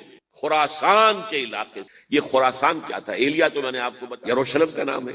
خراسان اس زمانے میں ایک بہت بڑے ملک کو کہتے ہیں، کچھ حصہ پاکستان کا بھی اس میں شامل، کچھ حصہ ایران کا بھی ہے، ایران کے اس حصے کو اب بھی خراسان کہتے ہیں۔ خراسان ایک صوبہ ہے ایران کا چھوٹا سا۔ پاکستان میں خاص طور پر یہ جو علاقہ مالاکنڈ ایجنسی کہلاتی ہے، اس سے اوپر جتنا علاقہ ہے، اور یہ جو واخان کی ایک پٹی آتی ہے اوپر، واخان افغانستان کی ایک پٹی سی دم سی چلی آتی ہے جو جا کر چائنا کی سرحد سے مل جاتی ہے، یہاں سے لے کے یہاں تک یہ جو مالاکنڈ کا وہ درہ ہے اور پہاڑ ہے، یہ بھی خراسان کا ہے۔ باقی تقریباً 2/3 آف افغانستان، ساؤدرن حصہ نہیں ہے خراسان کا حصہ، یہ سیستان کہلاتا تھا، یہ خراسان نہیں ہے، لیکن یہ کہ اوپر کا 2/3 آف افغانستان، اور اس کے ساتھ یہ جو عرب، جو اب یہ ترک ممالک آزاد ہوئے ہیں سوویت یونین کی ڈسولوشن کے ساتھ، یہ سارا علاقہ کہلاتا ہے خراسان بزرگ، دی گریٹ خراسان۔ ایک مرتبہ ایک یہاں کا جو کونسلیٹ ایران کا، وہ آئے تھے میرے پاس، ان کے ایک اہم آدمی، ان سے میں نے پوچھا خراسان، تو پہلے تو ان کا خراسان ہمارا ایک صوبہ ہے، میں نے کہا نہیں مجھے خراسان، او خراسان بزرگ، وہ جو دی گریٹر خراسان کی بات کر رہے ہیں، وہ یہ تھا۔ پھر میں نے اور ذریعوں سے بھی تحقیق کی، پہلے خیال تھا کہ پورا افغانستان اس میں شامل ہے، لیکن اب معلوم ہوا کہ نہیں، یہ جو جنوبی حصہ ہے یہ سیستان کہلاتا تھا، کچھ بلوچستان کا حصہ اس میں شامل تھا اور کچھ یہ جنوبی حصہ افغانستان۔ یہاں سے فوجیں جائیں گی اور یہ فوجیں جا کر خراسان سے چل کر ایلیا پہنچیں گی، یروشلم پہنچیں گی اور اپنے جھنڈے گاڑ۔ اس کا جو نتیجہ نکلتا ہے وہ آپ سمجھ لیجئے۔ اس میں بھی اب میں اس سیر ترجمان القرآن اقبال کا ایک شعر آپ کو سنا رہا ہوں۔ ایک تو انہوں نے جو اردو میں کہا تھا، میرے عرب کو آئی ٹھنڈی ہوا جہاں سے، میرا وطن وہی ہے، میرا وطن وہی، ٹھنڈی ہوا حضور، مجھے ہندوستان کی طرف سے ٹھنڈی ہوا آ رہی ہے صلی اللہ علیہ وسلم۔ اس کا جو ہے حوالہ مجھے نہیں مل سکا ہے اب تک، لیکن لوگ مانتے ہیں کہ ہاں ہے، حدیث ہے، پڑھی ہے ہم نے، لیکن بتا نہیں پا رہے تھے۔ اور ظاہر بات ہے کہ حدیث کا ذخیرہ اتنا وسیع ہے کہ اس میں سے تلاش کرنا آسان کام نہیں، اور اقبال کو کافی علم تھا ان چیزوں، تو اس کو بغیر کسی بنیاد کے نہیں کہہ سکتا میرے عرب کو آئی ٹھنڈی ہوا جہاں سے، میرا وطن وہی ہے، میرا وطن۔ لیکن اس سے بھی زیادہ جو بات ہے وہ علامہ اقبال کا ایک شعر ہے جس کے پہلے مصرعے میں تو حضرت مہدی کا ذکر ہے، وہ میں بعد میں اس کا ذکر کروں گا جب ان کا وقت آئے گا۔ خضر وقت از خلوت دشت حجاز آید برون، خضر وقت، وقت کا خضر، میرے نزدیک وقت کا مجدد حضرت مہدی، وہ خلوت حجاز سے باہر آئیں گے۔ خضر وقت از خلوت دشت حجاز آید برون، کارواں زی وادی دور و دراز آید برون، کارواں اس وادی دور و دراز سے چلے گا۔ یہ وادی دور و دراز کون سی ہے؟ وادی سندھ۔ وادی سندھ کا تصور پتہ نہیں آپ کو کیا ہے، آپ کو معلوم ہونا چاہیے کہ وادی سندھ، یہ سارے ٹریبیوٹس جو آ رہے ہیں جو وادی اس دریائے سندھ میں مل رہے ہیں، جیسے ایک درخت ہوتا ہے اور اس کی شاخیں ہیں، وہ تو درخت کے تنے سے نکلی ہیں، ایک یہ کہ ٹریبیوٹریز ہوتی ہیں، چھوٹے چھوٹے دریا ہوتے ہیں، وہ ملتے ہیں تو ایک بڑا دریا بنتا ہے۔ یہ ٹریبیوٹریز مشرق سے بھی آ رہی ہیں سندھ میں اور مغرب سے بھی آ رہی ہیں۔ افغانستان کا جو مشرقی حصہ اسی وادی سندھ کے اندر، اور یہ موجودہ پاکستان، بلکہ اس میں سے کچھ حصہ جو ہم چھوڑ چکے ہیں، ہم سے نکل گیا دریائے ستلج تک، یہ اس وادی سندھ کا۔ کہاں آ رہا ہے ستلج؟ سندھ میں، اور بیاس تو ستلج میں پہلے ہی آ گیا، راوی آ گیا، چناب آ گیا، جہلم آ گیا، سب سندھ میں پہنچ گئے، بٹن کوٹ میں سب پہنچ گئے کہ نہیں پہنچ گئے؟ اوپر سے یہ دریائے سوات آ رہا ہے، یہ دریائے دیر آ رہا ہے، یہ دریا فلاں آ رہا ہے، یہ دریا فلاں آ رہا ہے، سب دریائے کابل میں ہو کر کہاں پہنچے؟ سندھ میں۔ اوپر سے دریائے ہنزا آ رہا ہے، دریائے گلگت آ رہا ہے، کہاں آ کر گرے؟ سندھ میں۔ پھر یہ جو دریا آ رہے ہیں جو ہمارے جو ہے درائے گومل سے چلا آ رہا ہے، ٹوچی چلا آ رہا ہے، کہاں جاتے؟ یہ پوری وادی ہے۔ یہ افغانستان کا مشرقی حصہ جو پختون ہے، 100% پختون، وہ در حقیقت وادی سندھ کے اندر، یہ دو طرف سے وادی ہے۔ کارواں زی سے مراد ازیں، کارواں ازیں وادی دور و دراز آیت کو، فوجیں یہاں سے جائیں گی حضرت مہدی کی حکومت قائم کر۔ خضر وقت از خلوت دشت حجاز آیت بروں، کارواں زی وادی دور و دراز آیت بروں۔ یہ ہے اس سیر۔ حالانکہ یہی شخص ہے جو اپنے خطبات کے اندر نفی بھی کرتا ہے کہ یہ مہدی اور وہ یہ سب تصورات جو ہیں یہ کوئی صحیح نہیں ہے، اور یہ پرانی کوئی روایات چلی آ رہی تھی، ہر مذہب میں تصور ہے، اس طرح کی بات کہی۔ جب عقل سے بات کرتا تھا اس میں ٹھوکریں کھاتا تھا، جب دل سے اس کے یہ سیلاب کے معنی چشمہ ابھرتا تھا دل سے اس کی شاعری، اس میں ہوتے تھے وہ حقائق کہ جو ابدی۔ اس پر جو اشفاق صاحب ہوتے تھے ہمارے ہاں، اشفاق احمد ادیب، ڈرامہ نگار تلقین شاہ، انہوں نے بڑی پیاری بات کہی تھی، اگرچہ ان کا مذاق اڑایا تھا روزنامہ نوائے وقت نے، بات بڑی پیاری تھی۔ اقبال ایک دن کا اقبال تھا، ایک رات کا اقبال تھا۔ دن کا اقبال فلسفی تھا، وہ اپنی عقل سے غور و فکر کرتا تھا، اس کا حاصل تو ہے وہ لیکچرز، خطبات، ان میں بہت سی باتوں پر علماء کو شدید اعتراض۔ ایک رات کا اقبال تھا، اسے الہام ہوتا تھا، سیلاب آتا تھا شاعری، اور وہ اقبال جو ہے اصل ہے۔ اور اس کو کہا اقبال نے خود، ڈاکٹر یوئنگ ہوتے تھے جو پرنسپل تھے ایف سی کالج کے، ان کے نام سے یوئنگ ہال اب بھی موجود ہے نیلا گنبد چوک میں، ایک ہاسٹل بنایا تھا انہوں نے، یوئنگ ہال۔ ایک دعوت میں سب جمع تھے، ڈاکٹر یوئنگ بھی تھے، علامہ بھی تھے۔ یوئنگ نے بڑا تیکھا وار کیا کہ ڈاکٹر اقبال، ہم نے سنا ہے کہ آپ جیسا آدمی بھی وربل ریولیشن کا قائل ہے۔ کو پہلے مسئلہ سمجھ لیجئے ورنہ واقعہ سمجھ نہیں آیا تھا۔ ایک ہے وربل، وحی باللفظ، قرآن کے بارے میں ہمارا عقیدہ یہ الفاظ اللہ کے، ایک ہوتا ہے وحی، لیکن اس وحی میں لفظ جو ہے وحی کا نہیں ہوتا، بلکہ وہ انسپریشن کہلاتی ہے، کوئی بات آپ کے ذہن میں ڈال دی گئی، آپ نے اپنے الفاظ میں اس کو ادا کیا۔ تو یہ سمجھتے ہیں کہ وحی جو ہے یہ ہمیشہ وحی باللفظ وربل نہیں ہوتی، یہ عیسائیوں کا عقیدہ ہے۔ اور وہ عقیدہ کیوں بنایا ہے؟ اب ایک بات سے بات نکل رہی ہے انجیلیں 100 سے زیادہ تھیں، اب بھی کم سے کم 4 کو کینونیکل کہتے ہیں. تو ان چاروں میں اختلاف ہے، تو کون سی انجیل ہے؟ میں جب پڑھتا تھا میڈیکل کالج میں تو میں نے منٹگومری میں ایک بہت بڑا کمیشن ہے، تو وہاں پادری صاحب سے مسٹر وائٹ جا کے میں نے کہا کہ which one of these is Bible? اب جواب آپ سنیے، ذہانت کا شاہکار ہے. None of them is Bible, Bible is in them, ان میں سے کوئی بائبل نہیں ہے، بائبل ان کے اندر ہے. یعنی جو مفہوم عیسیٰ کو وہ خدا سمجھتے ہیں اور ان کو اپوسلز کہتے ہیں، یہ نبی تھے، حضرت عیسیٰ کے رسول تھے، یہ متی ہوں یا جان ہوں، جو بھی ہے اپوسلز ہیں. تو جو حضرت عیسیٰ نے ان سے کہا وہی کی، انہوں نے اپنے الفاظ میں اس کو ادا کیا ہے، لہذا علیحدہ ہو جائے گا وہ معاملہ، جیسا کہ احادیث کے اندر ہے. تو اقبال سے کہا کہ اقبال، ڈاکٹر اقبال، میں نے سنا کہ آپ بھی وربل ریولیشن کے قائل ہیں. کہ بالکل، اور مجھے تو ذاتی تجربہ ہے، مجھ پر جو شعر اترتا ہے وہ الفاظ میں ڈھلا ہوا ہوتا ہے، میں تبدیلی کرنا چاہوں تو نہیں کر سکتا. چپ ہو گیا یوں ہی، اب آگے کیا بولے گا یوں ہی. تو بہرحال اقبال کا یہ شعر جو ہے رات کے اقبال کا شعر، اس اقبال کا جس کو الہام ہوتا تھا. خضر وقت از خلوت دشت حجاز آید برون، کارواں زی وادی دور و دراز آید. اب میں نے اب تک تو یہ ڈسکس کیا ہے قرآن، حدیث، سنت اور ایک ترجمان القرآن کے حصے. اب آئیے عالمی حالات کیا. عالمی حالات سے بھی معلوم ہوتا ہے کہ ایک عالمی ریاست تقدیر مبرم ہے. زمانہ تیزی کے ساتھ ادھر جا رہا ہے جبکہ پوری دنیا کی ایک ریاست ہو، بلکہ بہت پہلے سے اس کا تقاضا پیدا ہو چکا ہے. دنیا اتنی چھوٹی ہو گئی ہے، آج آپ اسے کہتے ہیں گلوبل ولیج، یہ تو گاؤں کے مانند ہے. اب کوئی فاصلہ نہیں رہا. امریکہ میں تاج پوشی ہو رہی ہے بش صاحب کی، ان کا منظر ہم بیٹھے دیکھ رہے ہیں، سارا کا سارا 12,000 میل دور بیٹھے ہوئے دیکھ رہے ہیں. دنیا کیا ہے؟ یہ تو ایک گاؤں ہے، ایک شہر ہے. اور ایک عالمی ریاست اگر قائم نہیں ہوتی تو دنیا میں کبھی امن قائم نہیں ہو سکتا. لہذا دنیا میں امن کے لیے ایک عالمی ریاست ضروری ہے، اور اسی کے پہلے قدم کے طور پر وہ لیگ آف نیشنز جو ہے قائم کی گئی تھی. کوئی تو ادارہ ایسا ہونا چاہیے جہاں دنیا کے سارے ممالک کے نمائندے بیٹھیں، سوچیں، غور کریں، فیصلے کریں. اگرچہ وہ جو بے ایمانیاں دلوں میں تھی، جو بدنیتیں دلوں میں تھی، انہوں نے ناکام کر دیا اس کو. لہذا وہ مر گئی، ختم ہو گئی. ہاں، جنم دے گئی اسرائیل کو، اس کے بطن سے اسرائیل نے جنم لیا. اسرائیل نے نہیں، بالفور ڈکلریشن کہ یہودیوں کو فلسطین میں آباد ہونے کی اجازت. اچھا، جب وہ ختم ہو گئی تو تقاضا موجود تھا، کوئی ادارہ ایسا ہونا چاہیے بھئی بیٹھے سب کے سب وہاں فیصلے کریں، ورنہ تو 2 برتن کھڑک جائیں گے تو اس کے بعد وہ عالمی جو ہے ایک کنفرنٹیشن ہو سکتی ہے. تب یہ پھر دوبارہ یونائٹڈ نیشنز آرگنائزیشن بنی، اور اب وہ بھی دم توڑ رہی ہے بیچاری، کئی روز سے دم توڑ رہی ہے. اس لیے کہ عراق وار کے ضمن میں ایک پیسہ بھر بھی وقت نہیں دی بش نے یو این او کی حمایت یا مخالفت. کیا رہ گیا اس کا؟ بس ایک کلب ہے، آؤ بیٹھے گفتگو کرو، اللہ اللہ خیر سن. جتنے ریزولوشن یو این او نے پاس کیے جنرل اسمبلی نے اسرائیل کے خلاف، سب کو ویٹو کیا ہے امریکہ نے. فائدہ کیا ہوا بھائی؟ جنرل اسمبلی کا فیصلہ کشمیر کے بارے میں موجود ہے 55 سال سے، اس پر عمل درآمد نہیں ہو سکتا. تو وہ در حقیقت جب عدل انسان کے اندر نہ ہو، اللہ پر ایمان اور یقین نہ ہو، آخرت کے محاسبے کا احساس نہ ہو، تو کوئی بھی آپ ادارہ بنا لیں پھر ہو جائے گا.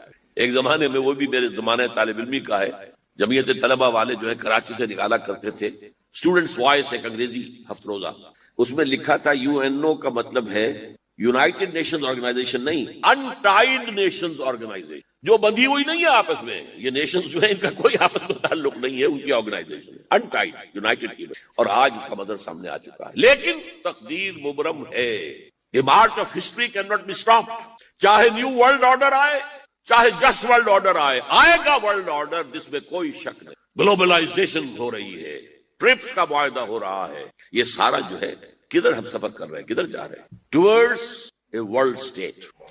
اس عالمی ریاست کے قائم ہونے میں کمپیٹیٹرز کون کون ہیں؟ کون اپنا نظام قائم کرنا چاہتا؟ اس کے لیے اقبال کے 2 شعر. دنیا کو ہے پھر مارکہ روح و بدن پیش، مارکہ روح و بدن روحانیت اور میٹیریلزم. دنیا کو ہے پھر مارکہ روح و بدن پیش، تہذیب نے پھر اپنے درندوں کو ابھارا. تہذیب کے درندے، یہ ہے مغربی قوموں کے لیے بہترین لفظ ہے، تہذیب کے درندے. کہتے ہیں سیویلائزیشن سیویلائزیشن سیویلائزیشن، اور جو درندگی وہ کرتے ہیں کوئی بھیڑیے وہ درندگی نہیں کر سکیں گے. جو دنیا کو ہے پھر مارکہ روح و بدن پیش، تہذیب نے پھر اپنے درندوں کو ابھارا. اللہ کو پامر دیے مومن پہ بھروسہ، ابلیس کو یورپ کی مشینوں کا سہارا. This grand confrontation is very soon to come, very soon to come, very soon to. ایک طرف اللہ ہے اور مرد مومن ہے، دوسری طرف ابلیس ہے اور اس کا سب سے بڑا ایجنٹ یہودی ہے. اور یہودیوں کے سپورٹرز عیسائی. یہ ہے دو طرفہ، یہ دو فریق ہیں. اور وہ میں آپ کو پہلے سنا چکا ہوں نظم. ابلیس نے کہا تھا مجھے نہ جمہوریت کا کوئی خطرہ ہے، نہ کوئی فاشزم سے خطرہ ہے، نہ کوئی اشتراکیت سے خطرہ ہے اگر کوئی خطر مجھ کو تو اس امت سے ہے جس کی خاکستر میں ہے اب تک شرارے آج. خال خال اس قوم میں اب تک نظر آتے ہیں، وہ کرتے ہیں اشکے سحر گاہی سے جو ظالم وضو. وہی خطرہ ہے جس کا ذکر کیا جب یو ایس ایس آر ختم ہو گئی، جس کے لیے نیٹو بنایا گیا تھا، جس کے لیے سیٹو بنایا گیا تھا، جس کے لیے سینٹو بنایا گیا تھا to contain U S S R. اب جب یو ایس ایس آر ختم ہو گیا وہ تو سربت سجود ہو گیا مغرب کے سامنے، ہاتھ پھیلا کر بھیک مانگنے کی پوزیشن میں آ گیا. اس وقت اثر نو نیٹو کو آرگنائز کر رہے ہیں، ایکسٹینڈ کر رہے ہیں. کسی نے پوچھا چیف آف دی نیٹو سے کہ یہ اب آپ کو کس بات کا دیں؟ ہمیں مسلم فنڈامنٹلزم سے خطرہ ہے. وہ جو ابلیس نے کہا وہی اس نے کہا. ہمیں اندیشہ ہے مسلم فنڈامنٹلزم، لہذا ہمیں چوکس لینا ہے اور مضبوط کرنا ہے اور تکڑے ہونا ہے. یہ ہے در حقیقت ہے اگر کوئی خطر مجھ کو تو اس امت سے ہے جس کی خاکستر میں ہے اب تک شرارے آرسی. اب دیکھیے ایک طرف میں نے بتایا ایک یہودی ہیں اور ان کے خواب ہیں. خواب کیا ہے؟ گریٹر اسرائیل قائم کرنا جس میں تقریباً پورا مڈل ایسٹ آ جائے. آگے چلیے عالم عرب، افریقہ کا پورا شمالی علاقہ، افریقہ کا تقریباً سارا وسطی علاقہ، یہ سب کیا ہے؟ کتنا بڑا رقبہ ہے اور ہر طرح کی نعمت اللہ نے دی ہے. اس میں نباتات بھی ہیں، اس میں معدنیات بھی ہیں، اور سب سے بڑھ کر آج کی دنیا میں جو اہم ترین شے ہے کہ پیٹرول جو ہے، تیل جو ہے، اس کے سب سے بڑے ذخائر وہ ہیں کہ جو مسلمانوں کے قدمے تلے ہیں. اتنی تعداد میں ہونے کے باوجود، اتنے وسائل کے پر بظاہر قابض ہونے کے باوجود، سوال یہ ہے کہ کیا آج دنیا میں امت مسلمہ کو عزت حاصل ہے یا یہ ذلیل ہے؟ اسے غلبہ حاصل ہے یا مغلوب ہے؟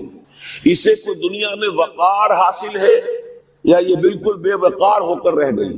یہ بات ہے جو ہمارے سمجھنے کی ہے آج کیوں ذلیل کہ کل تک نہ تھی پسند گستاخی فرشتہ ہماری جناب میں.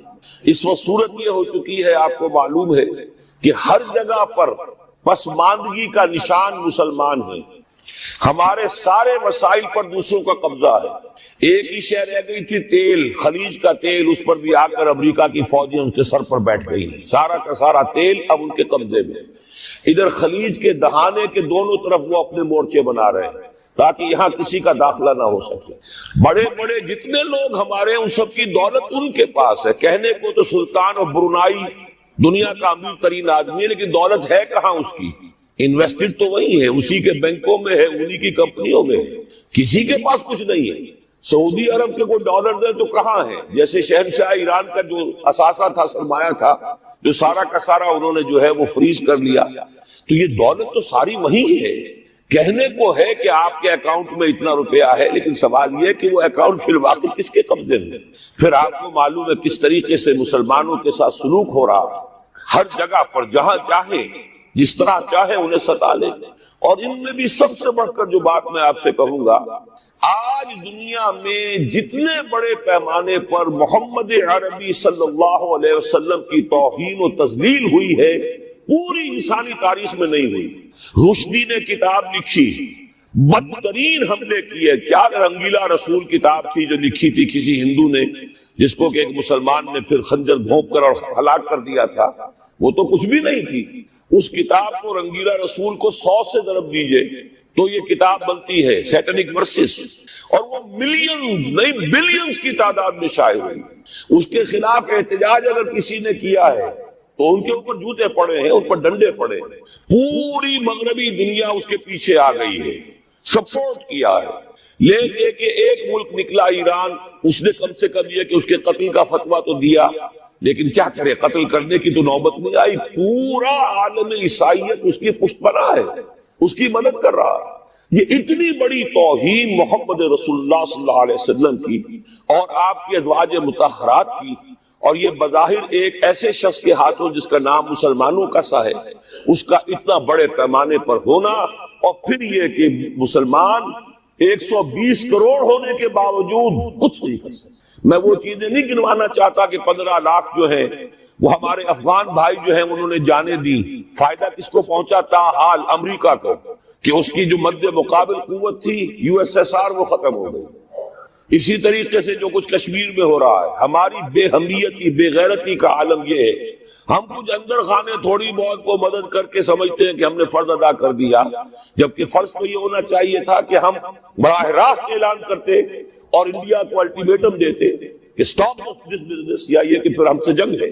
جنگ کا نتیجہ تو پھر اللہ جس کو چاہے دے گا۔ اگر انسان اللہ تعالیٰ پر اعتماد رکھتا ہو، توکل رکھتا ہو، اپنے موقف کی حقانیت پر بھی اسے یقین ہو، تو کم من فئۃ قلیلۃ غلبت فئۃ کثیرۃ، تاریخ میں ہمیشہ ہوتا آیا ہے کہ چھوٹی قوتیں جو ہیں ان کو غلبہ اللہ نے عطا کیا ہے بڑی قوتوں پر، لیکن بے غیرتی کا عالم یہ ہے، بے حمیتی کا عالم یہ ہے۔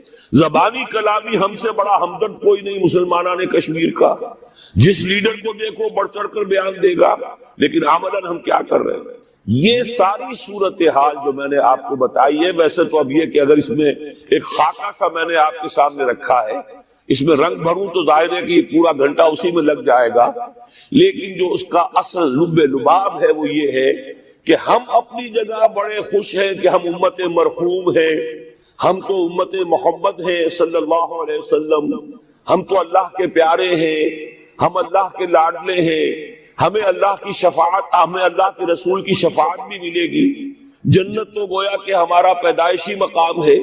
یہ سارے جو بھی ہمارے ذہنوں کے اندر ہیں خیالات، اور یہ جو ہمارے من گھڑت عقائد ہیں، آپ سوچئے کہ جب ہم جو آبجیکٹو کنڈیشنز ہیں، گیون کنڈیشنز ہیں، جو سامنے کے حالات ہیں، ان سے جب تقابل کرتے تو معاملہ بہت مختلف ہے۔ یہ کیوں ہے؟ اصل میں سوال جب تک آپ اپنے سامنے نہیں رکھیں گے، اس کا جواب جو ہے اب اس پر غور کیجئے کیوں ہے؟ کیا اللہ تعالیٰ کو محمد الرسول اللہ کی عزت و حرمت پیاری نہیں ہے؟ کیا محمد الرسول اللہ اللہ کے پیارے نہیں ہے؟ حبیب رب العالمین نہیں ہے؟ کیا اللہ تعالیٰ کو کفار سے زیادہ محبت ہے؟ کیا وجہ ہے؟ رحمتیں ہیں تیری اغیار کے کاشانوں پر، اور برف گرتی ہے تو بیچارے مسلمانوں پر۔ سائنس میں وہ آگے ہیں، مالیات پر ان کا شکنجہ کسا ہوا ہے پوری دنیا پر، تہذیب ان کی ہے، تمدن ان کا ہے، ہم تو ان کے کیمپ فالوورز ہیں، نقش قدم پر چل رہے ہیں، ہم تو ان کی صرف یہ کہ نقالی کر رہے ہیں۔ تو سوچئے وجہ کیا ہے؟ کیا اللہ کو کفر زیادہ پسند ہے اسلام سے؟ کیا اللہ کو محمد الرسول اللہ صلی اللہ علیہ وسلم کی عزت و حرمت کا کوئی خیال نہیں؟ سوچنے کی بات ہے۔ ظاہر بات ہے کہ ان سوالات کا جواب تو ہاں میں آپ نہیں دے سکتے، یقیناً ایسا نہیں ہے۔ بہرحال وہ کافر ہیں، وہ اللہ کو نہیں مانتے، اللہ کے رسول کو نہیں مانتے۔ چلیے اللہ کو کسی نام سے مان لیا، گاڈ کہہ دیا، لیکن اللہ کے رسول کو تو نہیں مانتے۔ ایمان کا سارا دار و مدار تو رسالت پر ہے، اللہ کے اس کلام کو تو نہیں مانتے، اور اس کے باوجود ان کے لیے عزت ہے، رحمتیں ہیں تیری اغیار کے کاشانوں پر، برف گرتی ہے تو بیچارے مسلمانوں پر۔ یہ ایک لمحہ فکریہ ہے، یہ سوچنے کی بات ہے کہ ایسا کیوں ہے۔ اس کا جو جواب میں یا بنی اسرائیل اذکروا نعمتی التی انعمت علیکم واوفوا بعہدی اوف بعہدکم وایای فارہبون۔ بنی اسرائیل، کیونکہ یہ لفظ پہلی مرتبہ قرآن مجید میں آ رہا ہے تو یہاں تھوڑی سی وضاحت کرنی ہوگی۔ ابن جو عربی میں بیٹے کے لیے آتا ہے، ابن، اس میں جو شروع کا حمزہ ہے یہ در حقیقت اضافی ہے، اصل لفظ جو ہے بے نون پر مشتمل ہے، اسی لیے اس کی جمع سالم آتی ہے بنون۔ قرآن مجید میں المال والبنون زینت الحیات الدنیا، تو یہ جو اس کی جمع سالم ہے وہ در حقیقت بنون ہے، اور پھر اس کی حالت نسبی اور حالت جری بنین ہوگا، اور جب یہ مضاف بن جائے گا تو اس کا وہ نون گر جائے گا، تو اے بنی اسرائیل، اے اسرائیل کی اولاد۔ لفظی ترجمہ ہوگا اے اسرائیل کے بیٹوں، لیکن یہ کہ مراد اولاد ہے، اس میں برسبیل تغلیب اگرچہ خطاب مردوں سے ہو رہا ہے جیسے کہ قرآن مجید میں اکثر و بیشتر ہے، لیکن یہ کہ اس میں خواتین بھی شامل ہیں۔ تو یا بنی اسرائیل، اے اسرائیل کے بیٹوں۔ اسرائیل سے مراد کیا ہے؟ اس پر اتفاق ہے، اجماع ہے، حضرت یعقوب کا یہ لقب ہے۔ البتہ یہ لفظ بنا ہے اسم اور ایل دو سے مل کر۔ ایل کا لفظ جو ہے وہ عبرانی زبان میں الہ کے لیے ہے، الہ اور ایل ویسے بھی قریب قریب ہے، اسی لیے تمام فرشتوں کے نام جبرائیل، میکائیل، اسرائیل، یہ تمام الفاظ کے ساتھ جو ایل آتا ہے یہ در حق اسماعیل بھی، سما اور ایل، چونکہ حضرت ابراہیم علیہ السلام نے دعا کی تھی پروردگار بیٹا عطا فرما، اس اعتبار سے جب اللہ تعالیٰ نے بیٹا عطا فرمایا تو اسماعیل نام رکھا، یعنی اللہ نے سن لیا۔ جیسے ہمارے ہاں دیہات میں یہ خاص طور پر جانگلی علاقہ جو کہلاتا ہے، اللہ ڈوایا، اللہ سنیا، یعنی یہ اللہ نے جس کے بارے میں ہماری دعا سنی اور ہماری استدعا کو قبول فرمایا، تو یہ گویا کہ اسماعیل کے معنی یہ ہے۔ تو اسرائیل جو ہے اسر اور ایل سے مل کر بنا ہے۔ عبرانی اور عربی زبان کے بارے میں یہ اختلاف ہے۔ ایک رائے تو یہ ہے کہ ماں بیٹی کا رشتہ ہے، عربی زبان عبرانی سے نکلی ہوئی، لیکن زیادہ اکثر محققین کی رائے یہ ہے کہ یہ دونوں بہنیں ہیں۔ کوئی اور کامن زبان تھی، سیمیٹک لینگویج ابتدائی، جس سے کہ یہ دونوں زبانیں پھر وجود میں آئی ہیں۔ گویا کہ ان کے درمیان رشتہ جو ہے وہ بہنیں ہونے کا ہے، ماں اور بیٹی کا نہیں ہے، لیکن ظاہر بات ہے کہ مشابہت اور ان کے اندر جو ہے قرب جو ہے اور مناسبت وہ بہت نمایاں ہے۔ اسر کے دو ترجمے کیے ہیں۔ یہودی علماء تو اس پر بہت زیادہ جزم کے ساتھ قائم ہے کہ اسر سے مراد ہے بطن، یعنی رجل عظیم، جواں مرد، بہت باہمت انسان، اس لیے کہ ان کے ہاں یہ عقیدہ ہے اور بڑی تحریف جو ہوئی ہے تورات میں، اس میں ایسی ایسی باتیں بھی ہیں۔ حضرت یعقوب کی جو مدح کی گئی ہے اس میں اس حد تک مبالغہ ہے کہ حضرت یعقوب کی اللہ تعالیٰ کے ساتھ کشتی ہوئی اور اللہ کو پچھاڑ لیا حضرت یعقوب نے۔ تو معلوم یہ ہوا کہ یہ تو بڑے بہادر اور بہت جری انسان، اس اعتبار سے وہ بطل اور رجل کا ترجمہ کرتے ہیں اسر کا، لیکن یہ کہ صحیح ترجمہ جو ہے وہ اسر کا ہے بندہ، عبد، اس لیے کہ عربی کا لفظ جو بنا ہے اسیر، اسیری، کوئی کسی کا غلام ہے، اسیر، اسی سے لفظ اسرہ بنا ہے۔ اسرہ ہے کنبہ، کنبہ بھی آپس میں جڑا ہوا ہوتا ہے، ان کے بندھن ہوتے ہیں دوستی کے، محبت کے، اخوت کے۔ تو اسی طریقے سے یہ اسر کا لفظ آتا ہے کسی بندھن کے لیے۔ اسیر جو ہے پچھلے زمانے میں جبکہ جیلوں کا رواج نہیں تھا، تو اگر کسی شخص کے ذمے کسی کی کوئی رقم ہوتی تھی دینی تو اس شخص کو اس کے حوالے کر دیتے تھے، وہ اس کا ذاتی قیدی ہوتا تھا، ذاتی اسیر، اس کی تحویل میں رہتا تھا، جب تک کہ اس کے اعزاء اقارب آ کر وہ رقم ادا نہ کر دے وہ شخص اس کی تحویل میں رہتا تھا، وہ اس کا اسیر ہوتا تھا۔ اس اعتبار سے غلام کے معنی میں یہ لفظ جو ہے مستعمل ہے۔ تو اسرائیل کا ترجمہ ہوگا عبداللہ۔ اذان تو میں عرض کر رہا تھا کہ اسرائیل کا ترجمہ ہوا عبداللہ، گویا کہ اب تک ہم نے یا بنی اسرائیل کا ترجمہ کیا اے اللہ کے بندے کی اولاد، مراد ہے حضرت یعقوب علیہ الصلوۃ والسلام۔ حضرت یعقوب حضرت اسحاق کے بیٹے ہیں، حضرت اسحاق حضرت ابراہیم علیہ السلام کے دوسرے بیٹے ہیں۔ حضرت ابراہیم کو پہلا بیٹا اللہ نے عطا فرمایا اسماعیل، اسی لیے میں عرض کر چکا ہوں سما اور ایل سے مل کر بنا ہے۔ جو دعا کی تھی انہوں نے، اس دعا کا پہلا جواب جو ملا ہے اللہ تعالیٰ کی طرف سے، اس کی مقبولیت کا جو ظہور ہوا وہ حضرت اسماعیل کی شکل میں۔ پھر یہ کہ حضرت سارہ کو بھی اللہ تعالیٰ نے اولاد دی اور حضرت اسحاق پیدا ہوئے۔ اس وقت یہ جو بشارت دی گئی ہے قرآن مجید میں متعدد مقامات پر آگے چل کر آئے گا کہ حضرت سارہ کے ہاں بھی اولاد کی جو بشارت حضرت ابراہیم علیہ السلام کو فرشتے دینے آئے تھے، اسی میں یہ بھی تھا کہ نہ صرف یہ کہ تمہیں ایک بیٹا عطا ہوگا بلکہ اس کے بعد پوتا بھی عطا ہوگا، گویا کہ ایک بہت جلیل قدر پوتا۔ اس اعتبار سے ایک رائے یہ ہے کہ یعقوب عقب سے بنا ہے، گویا کہ بشارت میں پہلے ہی سے شامل تھا حضرت یعقوب علیہ السلام کا ذکر بھی کہ اسحاق کے بعد اسحاق کے ہاں ایک بہت جلیل قدر بیٹے کی ولادت ہوگی اور اس کا نام یعقوب ہوگا، یعنی اسحاق کے بعد آنے والا، بیٹے کے بعد جو پوتا آتا ہے۔ لیکن یہود کی رائے یہ ہے کہ حضرت یعقوب پیدا ہوئے ہیں اپنے بھائی عیسو کے ساتھ، یہ تمام بیٹے ہیں حضرت اسحاق علیہ السلام کے، دو بیٹے پیدا ہوئے بیک وقت، جڑواں بھائی۔ پہلے حضرت عیسو کی ولادت ہوئی ہے اور تورات کے الفاظ یہ کہ یعقوب اپنے بھائی عیسو کی ایڑیاں پکڑے ہوئے تولد ہوا، تو چونکہ حضرت عیسو کے بعد حضرت یعقوب کی ولادت ہوئی ہے تو گویا کہ اس وجہ سے ان کا نام حضرت اسحاق نے یعقوب رکھ دیا، عقب میں آنے والا، بعد میں آنے والا۔ بہرحال حضرت یعقوب علیہ السلام کے پھر 12 بیٹے ہیں جن کی تفصیل پوری موجود ہے۔ یہ تاریخ جو ہے بڑی ریکارڈڈ ہے، اس لیے کہ بنی اسرائیل کی یہ تاریخ جو ہے books of the old testament میں اس کی پوری تفصیل موجود ہے۔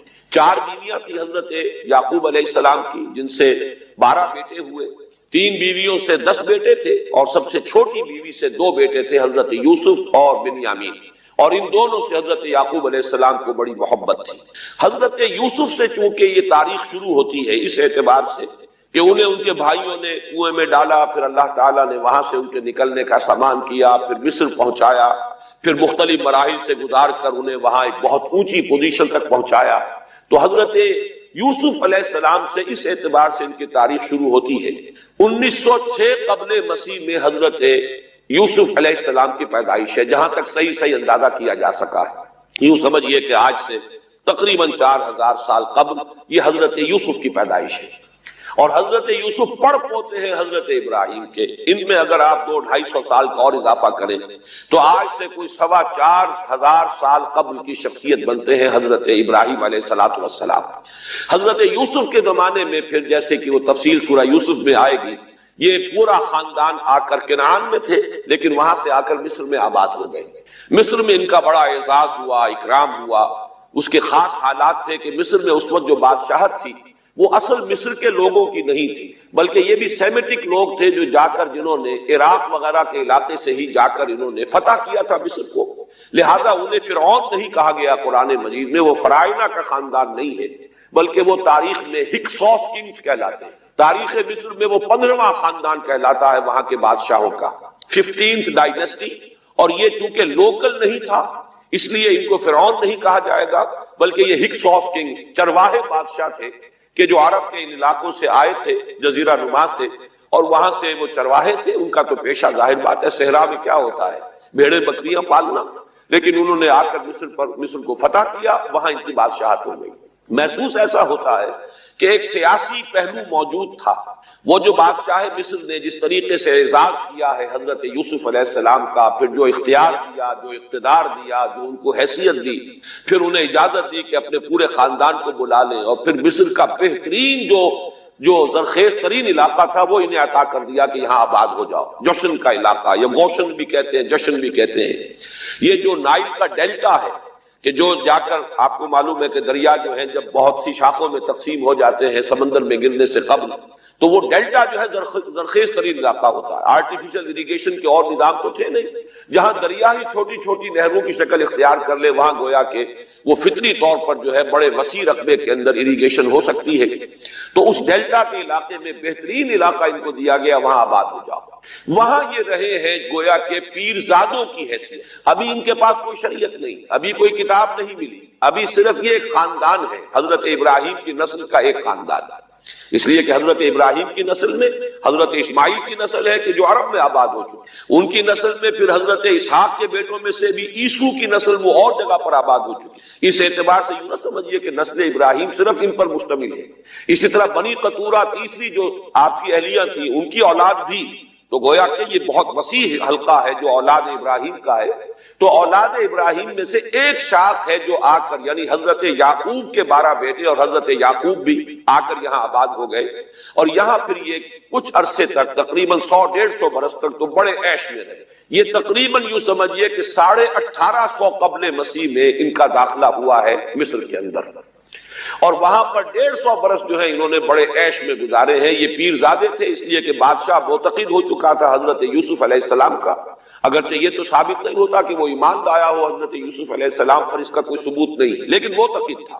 اور ان کی نیکی کا، پارسائی کا، شرافت کا، ذہانت کا، صلاحیتوں کا اعتراف پوری قوم کو تھا. جس طریقے سے کہ انہوں نے اس ملک کی جو نیا ہے اس کو جس طرح پار لگایا ہے، وہ شدید ترین قحط کا جو ایک دور آیا اس میں سے، اور جتنا بہترین انتظام کیا اس کی بنا پر ان کی صلاحیتوں کے سب معترف تھے. تو وہ 130 برس کی عمر میں غالباً ان کا انتقال ہوا ہے، اور 80 برس تک انہوں نے مصر پر گویا کہ جو سب سے زیادہ با اختیار شخص وہاں تھا بادشاہ کے بعد، بادشاہ اپنی جگہ پر تھا، لیکن یہ کہ جو بادشاہ کے بعد سب سے زیادہ با اختیار شخصیت تھی وہ حضرت یوسف کی تھی 80 برس تک. اس عرصے میں، اور پھر یہ 150 برس جو میں نے عرض کیا ہے کہ اس میں یہ خوب پھلے پھولے، ان کی اولاد جو ہے وہ کثرت کے ساتھ پھیلی. لیکن اس کے بعد وہاں پھر ایک انقلاب آیا. اس انقلاب کو آپ کہیں کہ جیسے کہ مختلف ممالک میں آتا ہے، اب سنز آف دی سوائل جو اس ملک کے رہنے والے تھے، اصل آبادی قبطیوں کی، انہوں نے بغاوت کی اور ہکسوس کنگز کو نکال دیا. وہ خاندان ختم ہو. جب وہ چلے گئے تو جو ہکسوس کنگز کے یہ گویا کہ بہت ہی منظور نظر تھے اور یہ مراعات یافتہ طبقہ تھا بنی اسرائیل کا، حضرت یعقوب کی اولاد کا، اب ان پر عتاب شروع ہوا، اب ان کا زوال آیا. تو یوں سمجھیے کہ تقریباً 400 برس اس کے بعد ان کے بڑی ہی شدت کے اور بڑی سخت غلامی کے، رفتہ رفتہ اس میں شدت پیدا ہوتی گئی ہے. لیکن یہ ہے کہ یہ 400 برس اس لیے کہ پھر 1300 قبل مسیح میں 550 برس بعد پھر ان کا ایکسوڈس ہوا ہے مصر سے، جب حضرت موسیٰ علیہ السلام کو اللہ تعالیٰ نے مبعوث فرمایا. پھر حضرت موسیٰ علیہ السلام ان کی نجات کا ذریعہ بنے، اور پھر مصر سے لے کر وہ انہیں نکلے ہیں. معجزانہ انداز میں ہی سمندر کو پھاڑ کر ان کے لیے اللہ نے راستہ بنایا ہے، قدم قدم پر معجزوں سے ان کی تائید کی ہے۔ کھانے پینے کے لیے صحرائے تیہ میں کچھ نہیں تھا تو من و سلوہ دیا ہے، پانی پینے کے لیے نہیں تھا تو ایک ضرب سے چٹان میں سے 12 چشمے جو ہے اللہ تعالیٰ نے بہا دیے کہ 12 قبیلے ہیں آپس میں لڑے نہ، کہیں پانی پینے پلانے پہ جھگڑا اور کہیں گھوڑا آگے بڑھانے پہ جھگڑا۔ قبائلی زندگی میں یہ بڑا سینسیٹیو ایشو ہوتا ہے، لہذا قد علم کل اناس مشربہم، ہر قبیلے کے لیے ایک گھاٹ معین ہو گیا، تمہارا چشمہ یہ ہے، تمہارا چشمہ یہ ہے، ایک ضرب سے 12 چشمے پھوٹ گئے۔ پھر انہیں وہاں کوہ طور کے قریب پڑاؤ ڈال کر ان کو وہاں چھوڑ کر حضرت موسیٰ علیہ السلام جو ہے اللہ تعالیٰ کی طلبی پر کوہ طور پر گئے ہیں، وہاں تورات عطا ہوئی۔ تو تورات کے عطا کیے جانے کے بعد اب سمجھیے کہ اب ان کی حیثیت ایک امت کی بن گئی، کتاب پر امت کی تشکیل ہوئی۔ یہ امت مسلمہ قرآن مجید کی بنیاد پر امت ہے۔ جب یہ کتاب دی گئی ہے، اس کی بنیاد پر ایک شریعت دی گئی ہے، کتاب دی گئی ہے، کتاب ہدایت ہے، تو اس نے امت کی شکل اختیار کی۔ یہی وجہ ہے کہ لفظ امت جو ہے قرآن مجید میں صرف مکی صورتوں کے اندر، مدنی صورتوں میں استعمال ہوا ہے۔ کنتم خیر امت اخرجت للناس، سورہ آل عمران میں، کذالک جعلناکم امۃ وسطا لتکونوا شہداء علی الناس ویکون الرسول علیکم شہیدا، یہ سورہ بقرہ میں آگے چل کر آ جائے گا۔ تو اصل میں جیسے تشکیل امت جو ہوئی ہے وہ در حقیقت مدنی دور میں آ کر ہوئی ہے، جبکہ شریعت عطا کی جا رہی ہے۔ اسی طریقے سے یہ ایک خاندان تھا، حضرت ابراہیم کی نسل کی ایک شاخ، اس نے امت کی حیثیت اختیار کی ہے، جبکہ صحرائے تیہ میں جب ان کا قیام تھا اور اس صحرائے سینا میں، اور وہاں پر پھر حضرت موسیٰ علیہ السلام کو تورات دی گئی اور شریعت دی گئی، تب سے یہ امت ہے۔ اور یہ ہے 1300 قبل مسیح، 610 عیسوی میں۔ اب سمجھیے 1300 وہ جمع کیجئے، 610 یہ جمع کیجئے، 1910 برس بعد پھر حضور صلی اللہ علیہ وسلم پر قرآن مجید کی وحی کا آغاز ہوا، اور 622 میں حضور نے ہجرت فرمائی، اور اس کے بھی کوئی 2 سال یا 1 سال کے بعد جو ہے یہ آیات نازل ہو رہی ہیں جو ہم اس وقت پڑھ رہے ہیں۔ تو یہ سارا جو ہے تاریخی پس منظر ذہن میں رکھیے کہ یہ تقریباً 2000 برس کی تاریخ جو ہے ان کی بحیثیت امت۔ ویسے تو ان کی تاریخ اگر شروع کریں گے بنی اسرائیل تو حضرت یعقوب سے شروع ہونی چاہیے، اور وہ اس سے زیادہ ہو جائے گی طویل، لیکن در حقیقت امت کی حیثیت سے ان کی تاریخ 2000 برس کی شمار ہوگی کہ 1300 قبل مسیح میں جب ہجرت کی ہے حضرت موسیٰ علیہ السلام نے اپنی قوم کو لے کر مصر سے، اور جب صحرائے سینا میں آئے ہیں، سینائی پیننسولا میں، اور پھر کتاب ملی ہے، تورات عطا کی گئی، شریعت عطا کی گئی، تب سے اس کا امت کی حیثیت سے آغاز ہوا۔ ایک بات اور نوٹ کر لیجئے، ان کو امت مسلمہ کیوں نہیں کہا گیا؟ اس کے لیے اس کا ایک سبب ہے۔ در حقیقت امت مسلمہ کا لفظ یا خیر امت یا امت کا لفظ جو ہے اس موجودہ امت کے لیے اس لیے استعمال کیا گیا ہے کہ یہ امت کسی ایک نسل پر مشتمل نہیں، یہ امیین اس کے نیوکلیس ہے، لیکن یہ کہ ہر نسل کے لوگ اس میں آ کر شامل ہوئے ہیں، ہر قوم جو ہے اس میں آ گئی ہے، اس لیے اس کا نام جو ہے وہ صفاتی ہے، امت مسلمہ۔ لیکن چونکہ یہ سابقہ امت مسلمہ ایک ہی نسل پر مشتمل ہے، حضور صلی اللہ علیہ وسلم سے پہلے کسی نبی اور کسی رسول کی بعثت اس کی قوم سے باہر نہیں ہوئی، کسی ایک خاص قوم کی طرف بعثت ہوئی ہے، کسی خاص علاقے کی طرف بعثت ہوئی ہے۔ بعثت عمومی علاقہ فتح الناس، یہ صرف محمد الرسول اللہ صلی اللہ علیہ وسلم کی امتیازی شان ہے۔ وما ارسلناک الا کافۃ للناس بشیرا ونذیرا۔ اس اعتبار سے ان کا جو ہے اس میں علم گویا کہ بنی اسرائیل ہی ہے کہ جو برقرار رہا ہے، اے اسرائیل کی اولاد۔ اگرچہ میں اس موضوع پہ تقریریں کر چکا ہوں، لیکن آج پھر اس گفتگو کے حوالے سے بات چیزیں تازہ کرتا ہوں۔ اس وقت عالمی سطح پر یہودی جمع عیسائی بریکٹ میں کر لیں، اور امریکہ جمع یورپ یہ بریکٹ میں کر لیں، ان کا اندر معاملہ کیا ہے؟ اصل جو ہے اس میں پیچھے مائنڈ ہے، ماسٹر مائنڈ، سازشی ذہن وہ یہودی ہے۔ باقی عیسائی آلہ کار بن گئے ہیں۔ جو 100% آلہ کار ہے یہود کا وہ پروٹیسٹنٹس ہیں۔ پروٹیسٹنٹزم یہود ہی نے پیدا کرایا تھا، یہود ہی نے یورپ کے اندر سود کا رواج شروع کروایا، ورنہ سود حرام تھا وہاں پر بھی، یوزری بھی اور کمرشل انٹرسٹ بھی، دونوں حرام تھے، یہ یہودیوں نے کروایا۔ اور پھر پہلا بینک بنوایا ہے انگلستان کے اندر، بینک آف انگلینڈ، اور جو پوپ کے خلاف بغاوت کرائی تو پہلی بغاوت ہوئی انگلستان کے اندر، جو چرچ آف انگلینڈ علیحدہ ہو گیا پوپ سے، اور اسی کو یہودیوں نے قرار دیا یہ ہمارا ماڈرن اسرائیل ہے، یہ اسرائیل ہمیں دیا ہے گاڈ نے، یہ جو ہے برطانیہ۔ اس کے کچھ عرصے کے بعد یہی جو ہے ایکسوڈس ہوا ہے، اور وہ امریکہ میں جا کے آباد ہوئے۔ لہذا امریکہ کو بھی جیوز نے کہا ہے دس از اندر اسرائیل، یہ ہے ہمارے اصل اسرائیل، ماڈرن اسرائیل یہ ہے، اس لیے کہ جو انہیں وہاں پر اقتدار حاصل ہوا ہے، جو قوت حاصل ہوئی ہے، جس قدر دولت انہوں نے وہاں جمع کی ہے، وہاں کے جس طریقے سے جکڑ لیا ہے حکومتوں کو، فرنگ کی رگے جہاں پنجے یہود میں ہے۔ ٹھیک 100 سال پہلے علامہ اقبال یہ مشاہدہ کر کے آ گئے تھے یورپ میں، اور کون دیکھنے والا تھا کہ وہاں کیا ہو رہا ہے، بیہائنڈ دی سین کیا ہے، سامنے کیا ہے، پردے کے پیچھے کیا ہے۔ فرنگ کی رگے جہاں پنجے یہود، اس وقت فرنگ کا امام تھا برطانیہ، یہ وہ سلطنت تھی جس پر سورج کبھی غروب نہیں ہوتا تھا۔ آج وہ فرنگ کا امام امریکہ، افغان، یہ برطانیہ تو اب وہ جو ایک نظم ہے کہ بچپن میں پڑھی تھی، London Bridge is going down going down going down, اس کی مثال ہے۔ برطانیہ کی کوئی حیثیت نہیں، ورلڈ پاور کی حیثیت نہیں ہے، وہ تو چھوٹا بھائی اس نے بنا رکھا امریکہ نے اپنا، تو اس حیثیت سے جو ہے اس کی کوئی حیثیت ہے، ورنہ کوئی اور حیثیت نہیں۔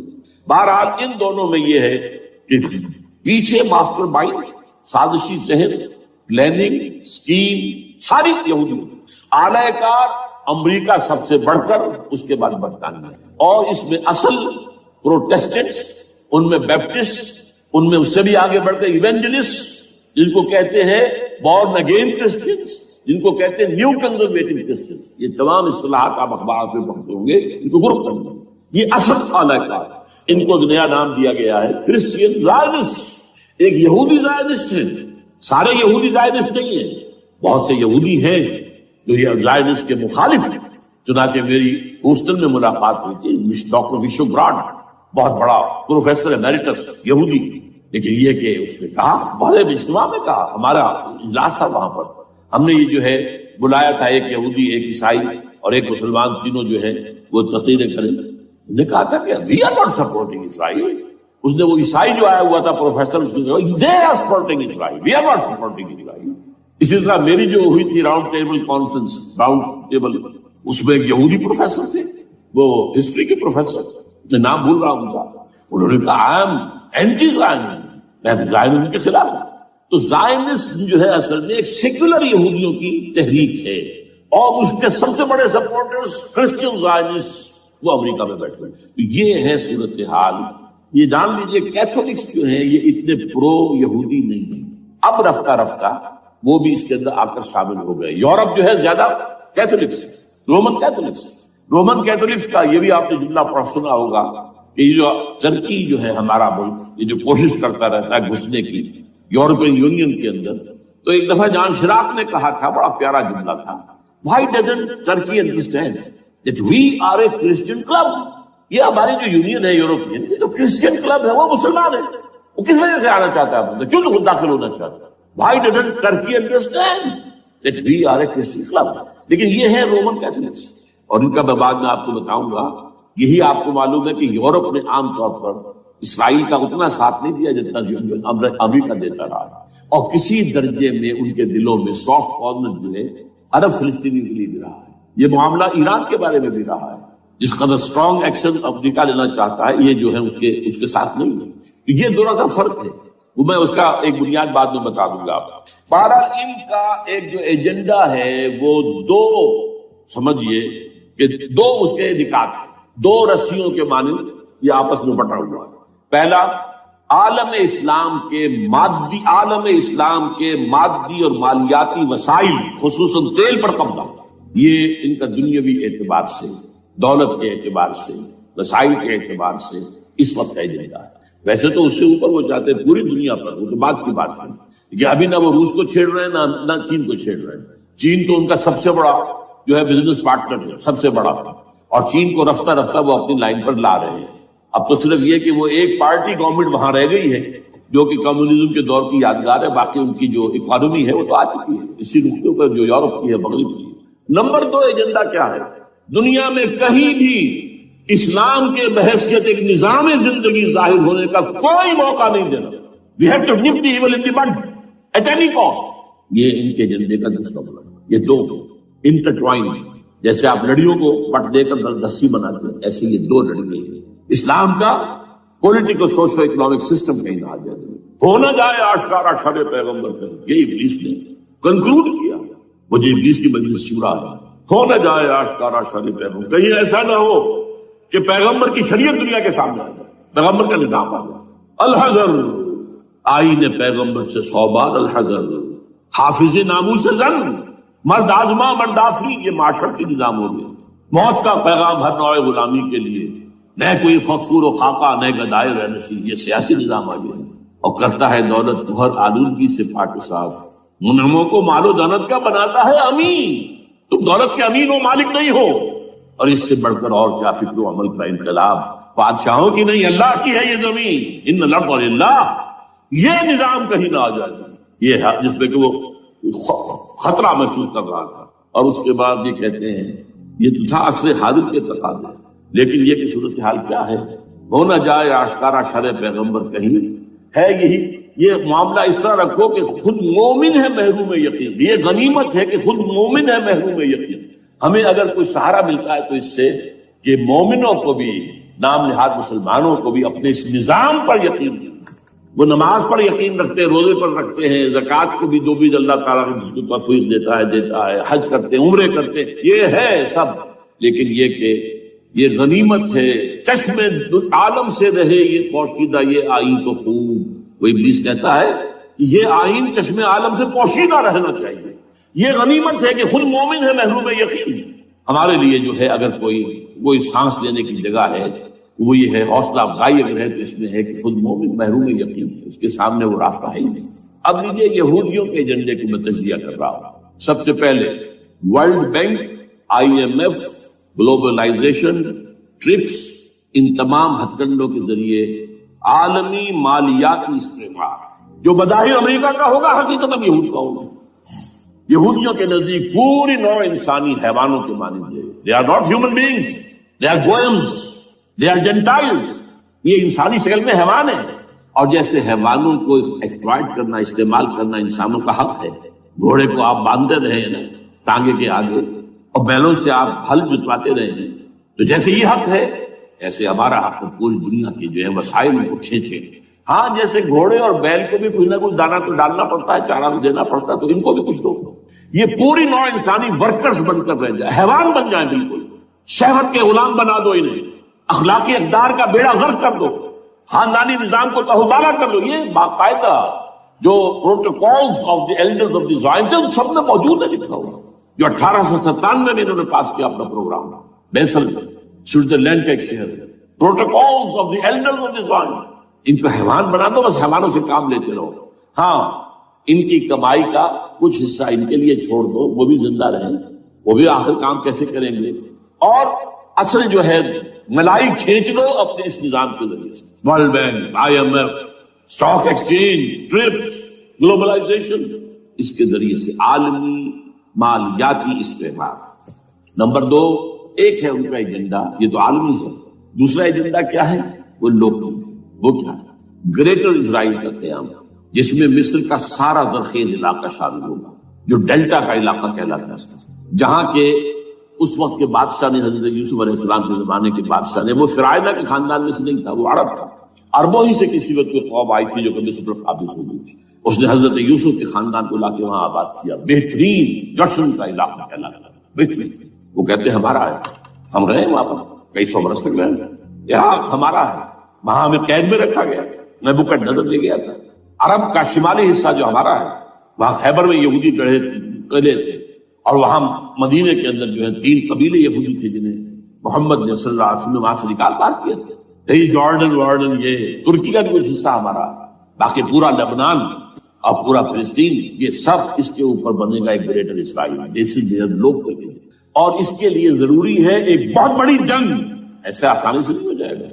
آرمگیڈون، جس کو حضور نے فرمایا الملحمۃ العظمیٰ، الملحمۃ الکبریٰ، بہت بڑی جنگ، جس کی خوفناکی اور تباہ ناکی کا اندازہ اس سے کیجیے۔ حضور فرماتے ہیں کہ اگر ایک باپ کے 100 بیٹے یا ایک دادا کے 100 پوتے ہوں گے تو ان میں سے 99 ختم ہو جائیں گے، ایک بچے گا۔